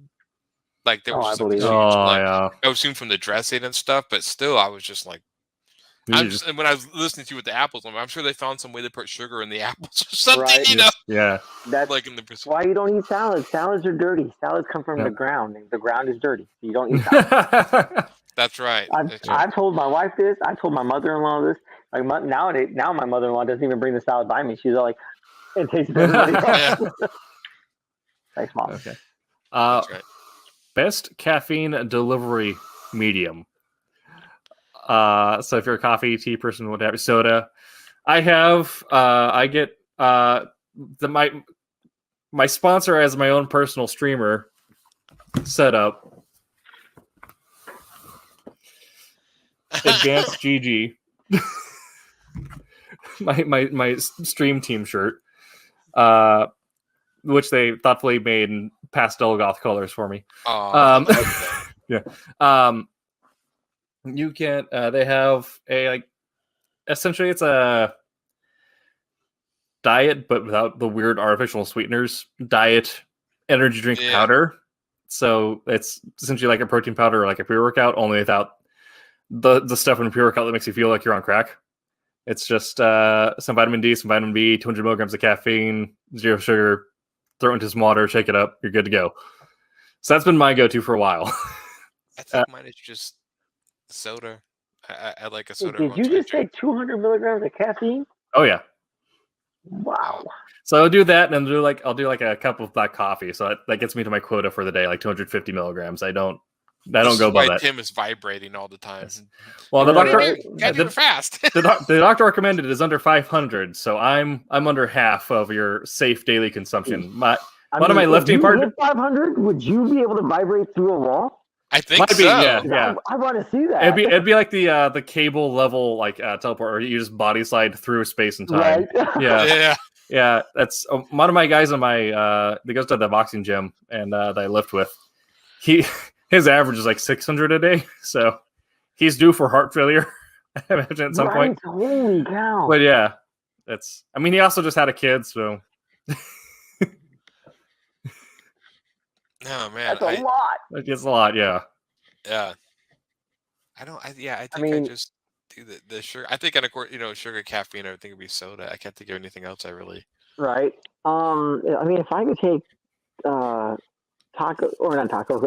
coffee like intravenously, like Oh yeah. I would. I was never a But coffee I think drinker, coffee, which is really mostly coffee. Yeah. yeah. I Yeah, never I really know. drank coffee that much. It's okay. I like it really hot if I do. Yeah, I like hot black coffee. Yeah, I like. Well, I used to put sugar, and I used to be like, Mm. like a bit of cream, and then like 7 or 9 packs of sugar in my coffee, and then I realized I can't do that anymore because Yeah. I'm evidently dying. Mhm. So now I use like sweetener substitute. I think it's like was it monk fruit sugar, and then some other sugar substitute that we do. Yeah. I think stevia sugar or Oh, something yeah. like that. I'll use that, Yeah. but then I use significantly less because it's more. I feel it's more potent than sugar.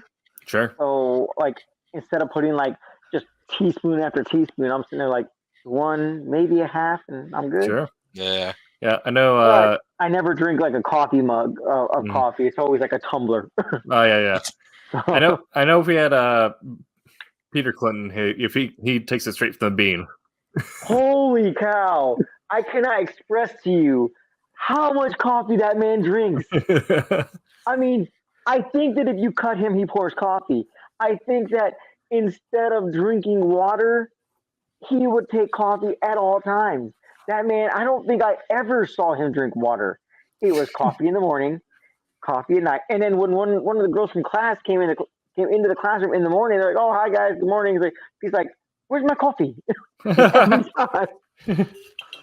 That's Like at amazing. one Man. point, one of the girls brought coffee from Chile for him. It was like super rich and Yeah. super potent. He Yeah, was in heaven. that was Sid, right? Fellow. Yeah. Silverline. Yeah. Yeah. She's great. Yeah. Peter, yeah, because I'm trying to think. I don't think I've ever seen him drink coffee on the air. Maybe he should. Maybe he should have like a cup of coffee like on the air when he's like Right. streaming Yeah. with us and stuff. Yeah. So I get Peter on my my personal Sunday morning strain, which is mostly just me doing single player games, chugging coffee. Yeah. I never, yeah. You know, the funny thing is, I like artificially coffee flavored like candy, and like a coffee ice Huh. cream is really good. Go Okay. figure.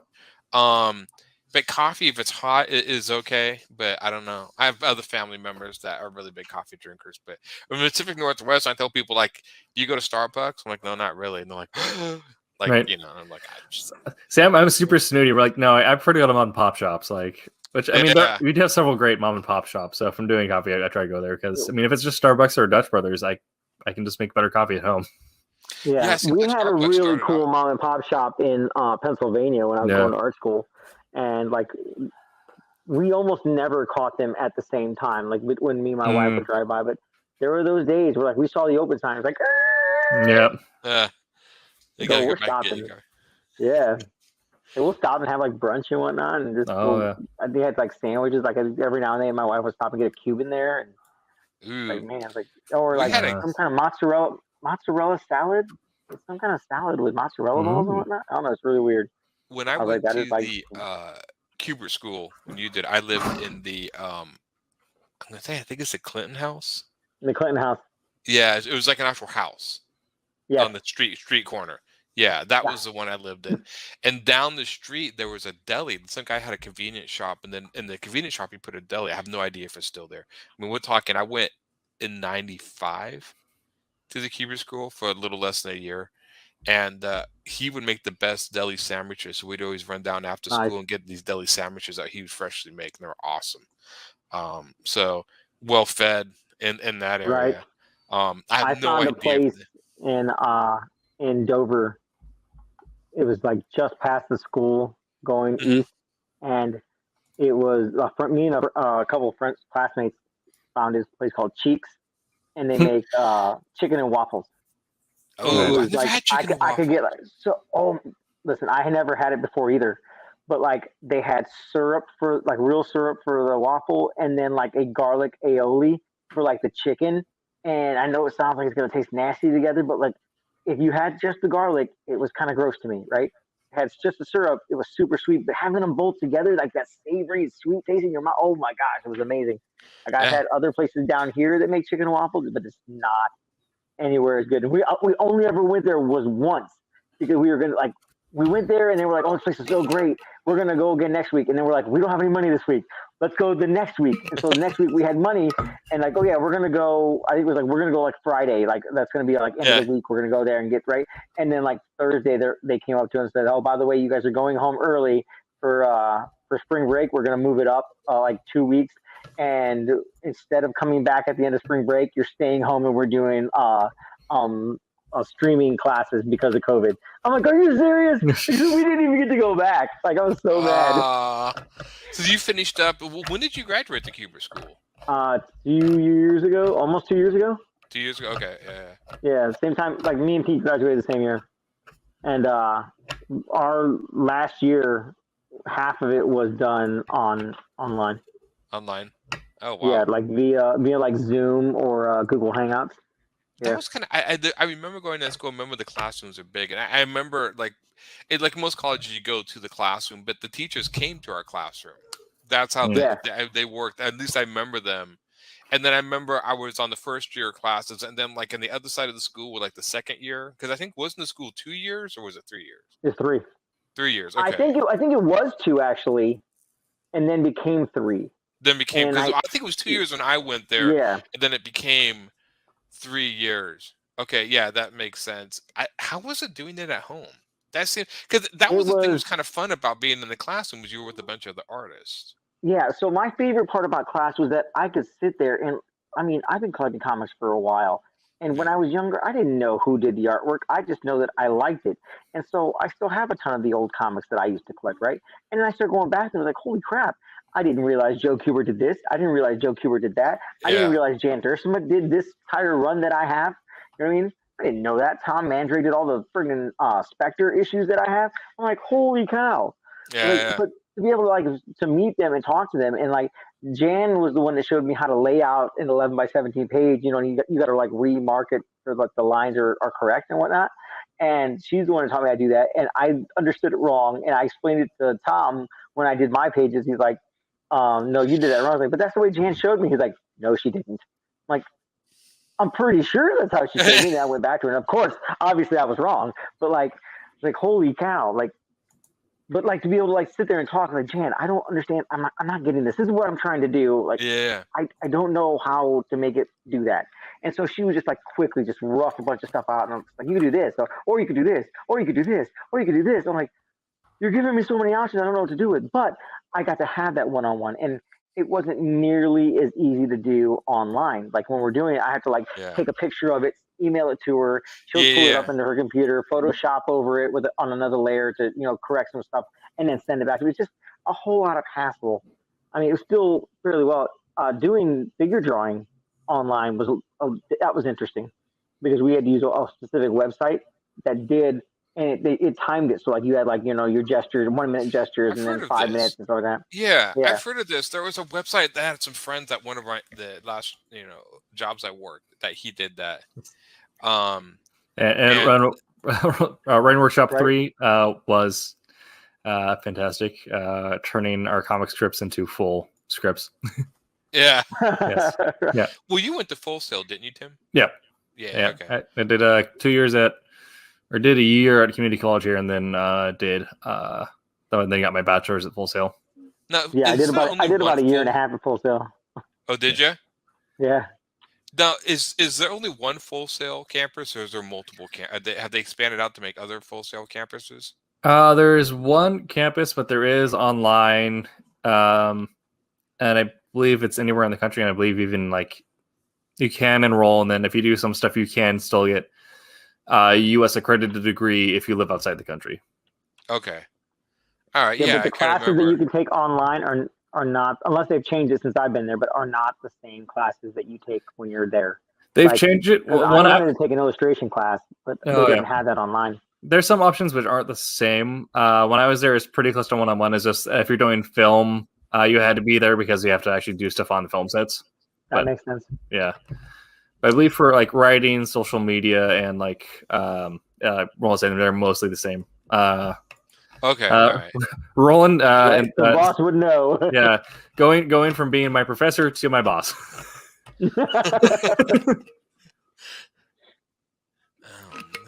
Well, Yeah. so did Roland say he just got back from a movie? Yeah, a family movie night. Yes. I was gonna say. Oh, we're a little off topic. So our last Always. question before, as always, our entire first hour we did not touch. I mean, first hour is great. That's just Nerdgiving. You just get to talk to us about just. Thank you.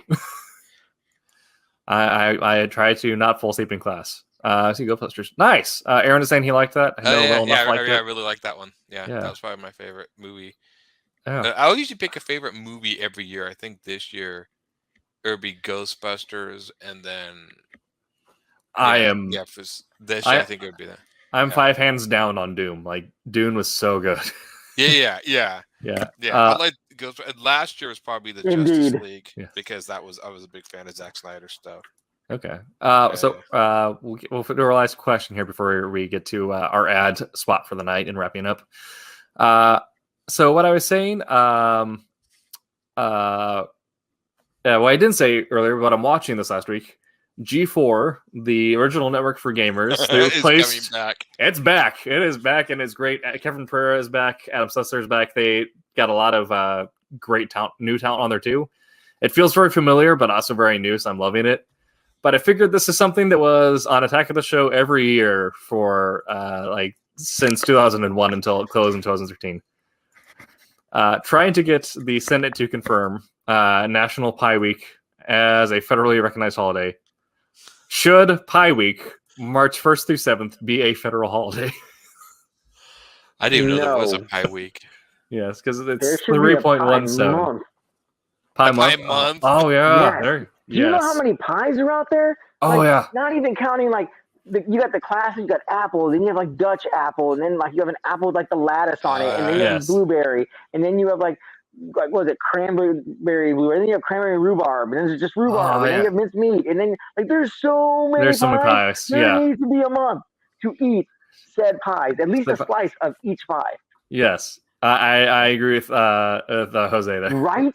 Yeah, pumpkin pie is so good. My wife makes pumpkin pie from scratch, sir. Yes. Even the crust. Oh, I always liked the mud pie. That was my favorite. Okay. So we're going to Aaron's house for the gumbo, but Jose's wife is bringing the pie. Yeah.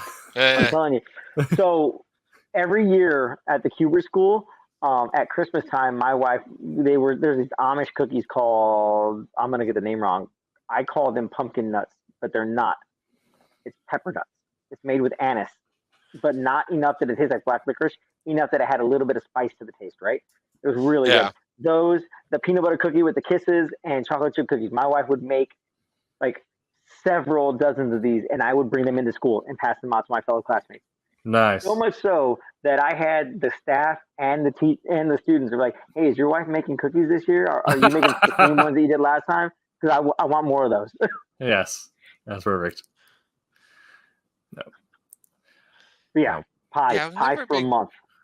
I never was I like mud pies. I was never a big pie fan. I like some cakes. I don't know I've never had a huge sweet tooth. I was much more of I like sour hard candy, like sour candies. But so you might like a key lime, or would you be down for a savory pie, like a meat pie, or meat pies are good. Yeah. Those are good. Yeah. Yes. Yeah. All right, that's so good. Oh, mud pie does look good. I don't even like chocolate in that looks good. Really good chicken pot pie. That's awesome. Oh yeah. So, yeah. Yes. Does that count as a pie, or does that count as dinner? It's stuffing crusted under bread. Yeah. So right. It still counts. The best chicken pot pie I had was at Guy Fieri's. There was a casino. Casino in Pennsylvania, and in the casino they had a Guy Fieri's restaurant. And nice. They had chicken pot pie. Oh my sweet Christmas. I know that's one of those things. Every cookbook Guy Fieri puts out, it's always a thing with chicken pot pie. That's his thing. He has a really good burger and really good chicken pot pie. Yeah. When you get it, and I've tasted other restaurants, but I think my mom's recipe is the one that kills it. Yeah. Nice.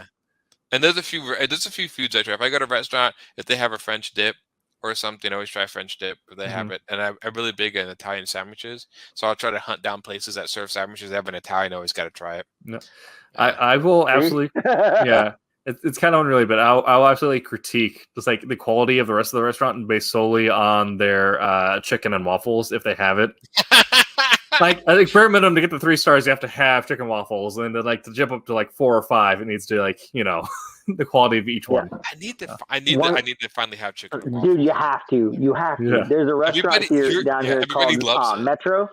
Oh, And they actually make the chicken. It's regular fried chicken, which is amazing. And if you can do fried chicken well without like drying out the chicken, then you have something right there to begin with. But they made they made waffles out of stuffing. Nice. They would take the stuffing mix, put it in the waffle maker, smash it down. Oh. It is absolutely amazing. Like I expect the sweet, but no, it's all savoriness. And man, I'm getting hungry, guys. Dang it. I know. I'm just like, talk about all this food. Thanks, Tim. It's the food show. You got to prepare the gut for 5 days of dying. A caloric coma. Yeah, but that's Thanks, Tim. It's almost 1 o'clock here. I can't go get no food. It's like 3 hours behind. You're like, oh, guys, I'm gonna go grab a sandwich. Yeah. Well, Taco Bell's open all the time, right? No. Oh dear Lord. No, how's your gut feeling? Right? I can't. And why is that? Why is that like an doesn't- evil food? Like at 1 or 2 at night, you're like Taco Bell. Every other part of the day, Oh, talk tastes about like you don't care. Late at night, you're like, why is that?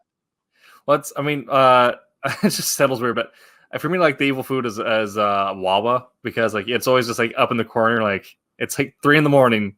We got nothing to do. Wawa macaroni bowl. Might as well go for it. Yeah. Like I will say, I don't think I ever actually really experienced it, but like Taco Bell is like that perfect, like hangover cure. After you're drunk, you're hungry, and you want to go eat the grease from it and whatnot. It's just so much grease and fat. Yeah. Yeah. Oh God.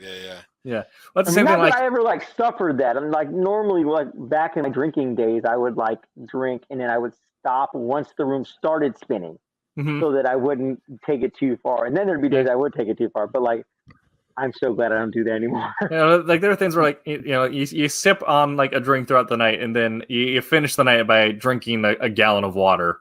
Right. There you go. So problem solved. Preemptive. Man, yeah, and talk about. I mean, even the burritos. It's like you look. It's like, well, it's technically a burrito, I guess. I mean, it's wrapped in a tortilla, right? I think that's a tortilla. I mean, what is it? It's like it's funny, and it's weird that I'm paying money for a bunch of kids in the back making my food. I mean, it's like I'm thinking, like, what other time would I invite a bunch of teenagers in to make my food in my kitchen? Yet I'll go to Taco Bell. I'm like, you got any 17-year-olds? Dude, I want them to make my food. Like, nothing against 17-year-olds, but I'm just thinking that's the last thing on their priority list is to make somebody else food, right? I couldn't ever bring myself to eat a chalupa there. I know, I never did. Not for anything bad, but like growing up, we used to play. It was like Mexican bingo, and instead of like pulling out numbers or stuff like that, you had the cards and they had different pictures and whatnot. It was like pájaro and árbol, and you know what I mean. One of them was chalupa. It was a lady in a boat, and I'm pretty sure that's what chalupa means. Is boat. Yeah. The lady in a boat, like going down the river and whatnot. So every time I say chalupa, I can't. No. It's like, well, I have we have some like family friends who, like I'm friends with like the kids, but their parents are like either like immigrated from Mexico or like first generation, and like they're raised like the traditional farmer's burrito, which is just a convenient way of packing rice, beans, and maybe some guacamole. Yeah. So anytime you get something more than that, like what is this? Yeah. Like a burrito's not supposed to be this fancy. And now you go to talk. And it's funny. What is this huge thing about putting Doritos stuff? Like I went to Taco Bell and they made the Dorito, like the Dorito shells, right? Okay, that's fine. And you expect that from Taco Bell. I mean, they always do stupid crap. I went to Applebee's. It usually never goes. So a long time. And they had this big thing like, you get this Dorito like chicken things. Or I'm like, what is with putting Doritos? Like, I used to put Doritos in my bologna and cheese sandwich. Oh yeah. You get a little kick there. But it and was then just you like grill it. Oh yeah, my thing now is my work lunch is a ham and cheese, and then I'll pack in some like habanero cheddar chips, kettle chips into that. Mm. Oh, yeah. Do they have now Tim's Cascade jalapeno Yes. chips up here? Is that national or is that just a local thing? I think that's I've never heard of it. I think it's local, Okay. but they are part of the Kettle Chip brand. I think the Kettle Chip is more national. Yeah. Yeah. They make these like jalapeno chips. That's just not really hot. They're tasty, but So good. it's the most like it must be the most popular flavor because it's the only one that comes in the party pack size, like the big Yeah. bag. I'm like, okay, obviously the jalapeno Yes. ones, everyone likes it. If you go to like a Walmart, you can get their like their salt and vinegar or their barbecue and the big party packs too. Oh, can you? Okay. Because the ones I always see is the regular Tim's Cascade or the jalapeno when I go to the store in the big party packs. But yeah. Those kettle chips are evil. I think I'm trying to think of the last time I had corn chips. I may have corn chips, but most time I buy chips, it's like kettle chips, anything. I don't know. Which is probably not, much better for you. Then I just You don't eat chips for anything better for you, right? That's not why. You don't eat anything. That's like, It's like- when I eat my high fat chips, I have a Diet Cola, right? Yeah. Make yourself feel better. Exactly. I know. Yeah. And saying like, you can have your Big Mac, but if you have a salad with it, then it cancels it out. That's Yeah, right. the Big Mac doesn't count. Yeah. It cancels that. Yeah. Yeah. It is about that time again. So before we hit our ending ad break and call it for tonight, any final thoughts on any one of the 15,000 subjects in the first hour or on Thanksgiving, the food debates? I'm kind of surprised we're not all just ginormous, looking like freaking Baron Harkonnen. I know. Yeah. You like that spin Yes, you just bring it back. You bring it back. back? But only if I can get the anti-gravity suit to float around. Right. If the thing was like, okay, you have to be as big as him. I'm like, if I could float, okay. Yes. Only if I get the float. Yeah. So you got to remember that also. If you ever find yourself in a death situation, always in an undeath situation, always make sure you have your blush of life or your pallor prepared so you can still enjoy food and it doesn't just turn to ash in your mouth. I did think it was funny. That's our other callback for the night. That's right. To the top of the ceiling in that one scene in the movie, and I was always like, Yeah, to avoid the poison. Yeah. Like I almost stopped myself, like, oh, spoilers. Well, no, wait a minute. These books have been out forever. If you have not read them by now, Tim said that earlier. Like, if you have not read them by now, that's on you. It's like it's a 60-year-old book. Like, this is on you. Yeah. And I really gave away the major plot. Like that whole thing gives away everything. Yes. So, that's right. No, wait until I tell you about the man who turns into a worm who turns into a god. Oh man. Alrighty. Well, this has been that Silverline Show on Tuesday. We have been your hosts, and we have hopefully made you geek out and made you hungry.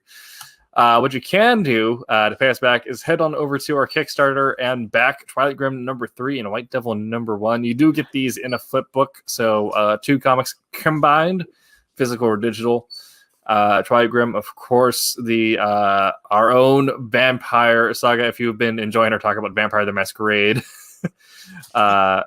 featuring Twilight Grim as he saves the humans trapped in the Blood Zone, and White Devil #1 featuring some Neo Tokyo cyberpunky goodness with the cyborg samurai stuff. Super stoked for both these titles. All right. Again, this has been That's Silverline Show on Tuesday. Come back to the channel for Wednesday Night Wham, and again for Silver Sunday. We'll be back. Well, I'm not sure if we'll have Wednesday Night Wham because it is. No, we're not. We're not. Yeah, I was just saying, We'll be back next week for another round of rambling. But still eating turkey leftovers. Still eating turkey sandwiches, leftovers. Yep. Yeah. There you go. Until that time, make mine Silverline. Silverline. We'll get it one of these days. We need a prompter. Right? We need a timer. Yes. Yeah. Speaking of timers,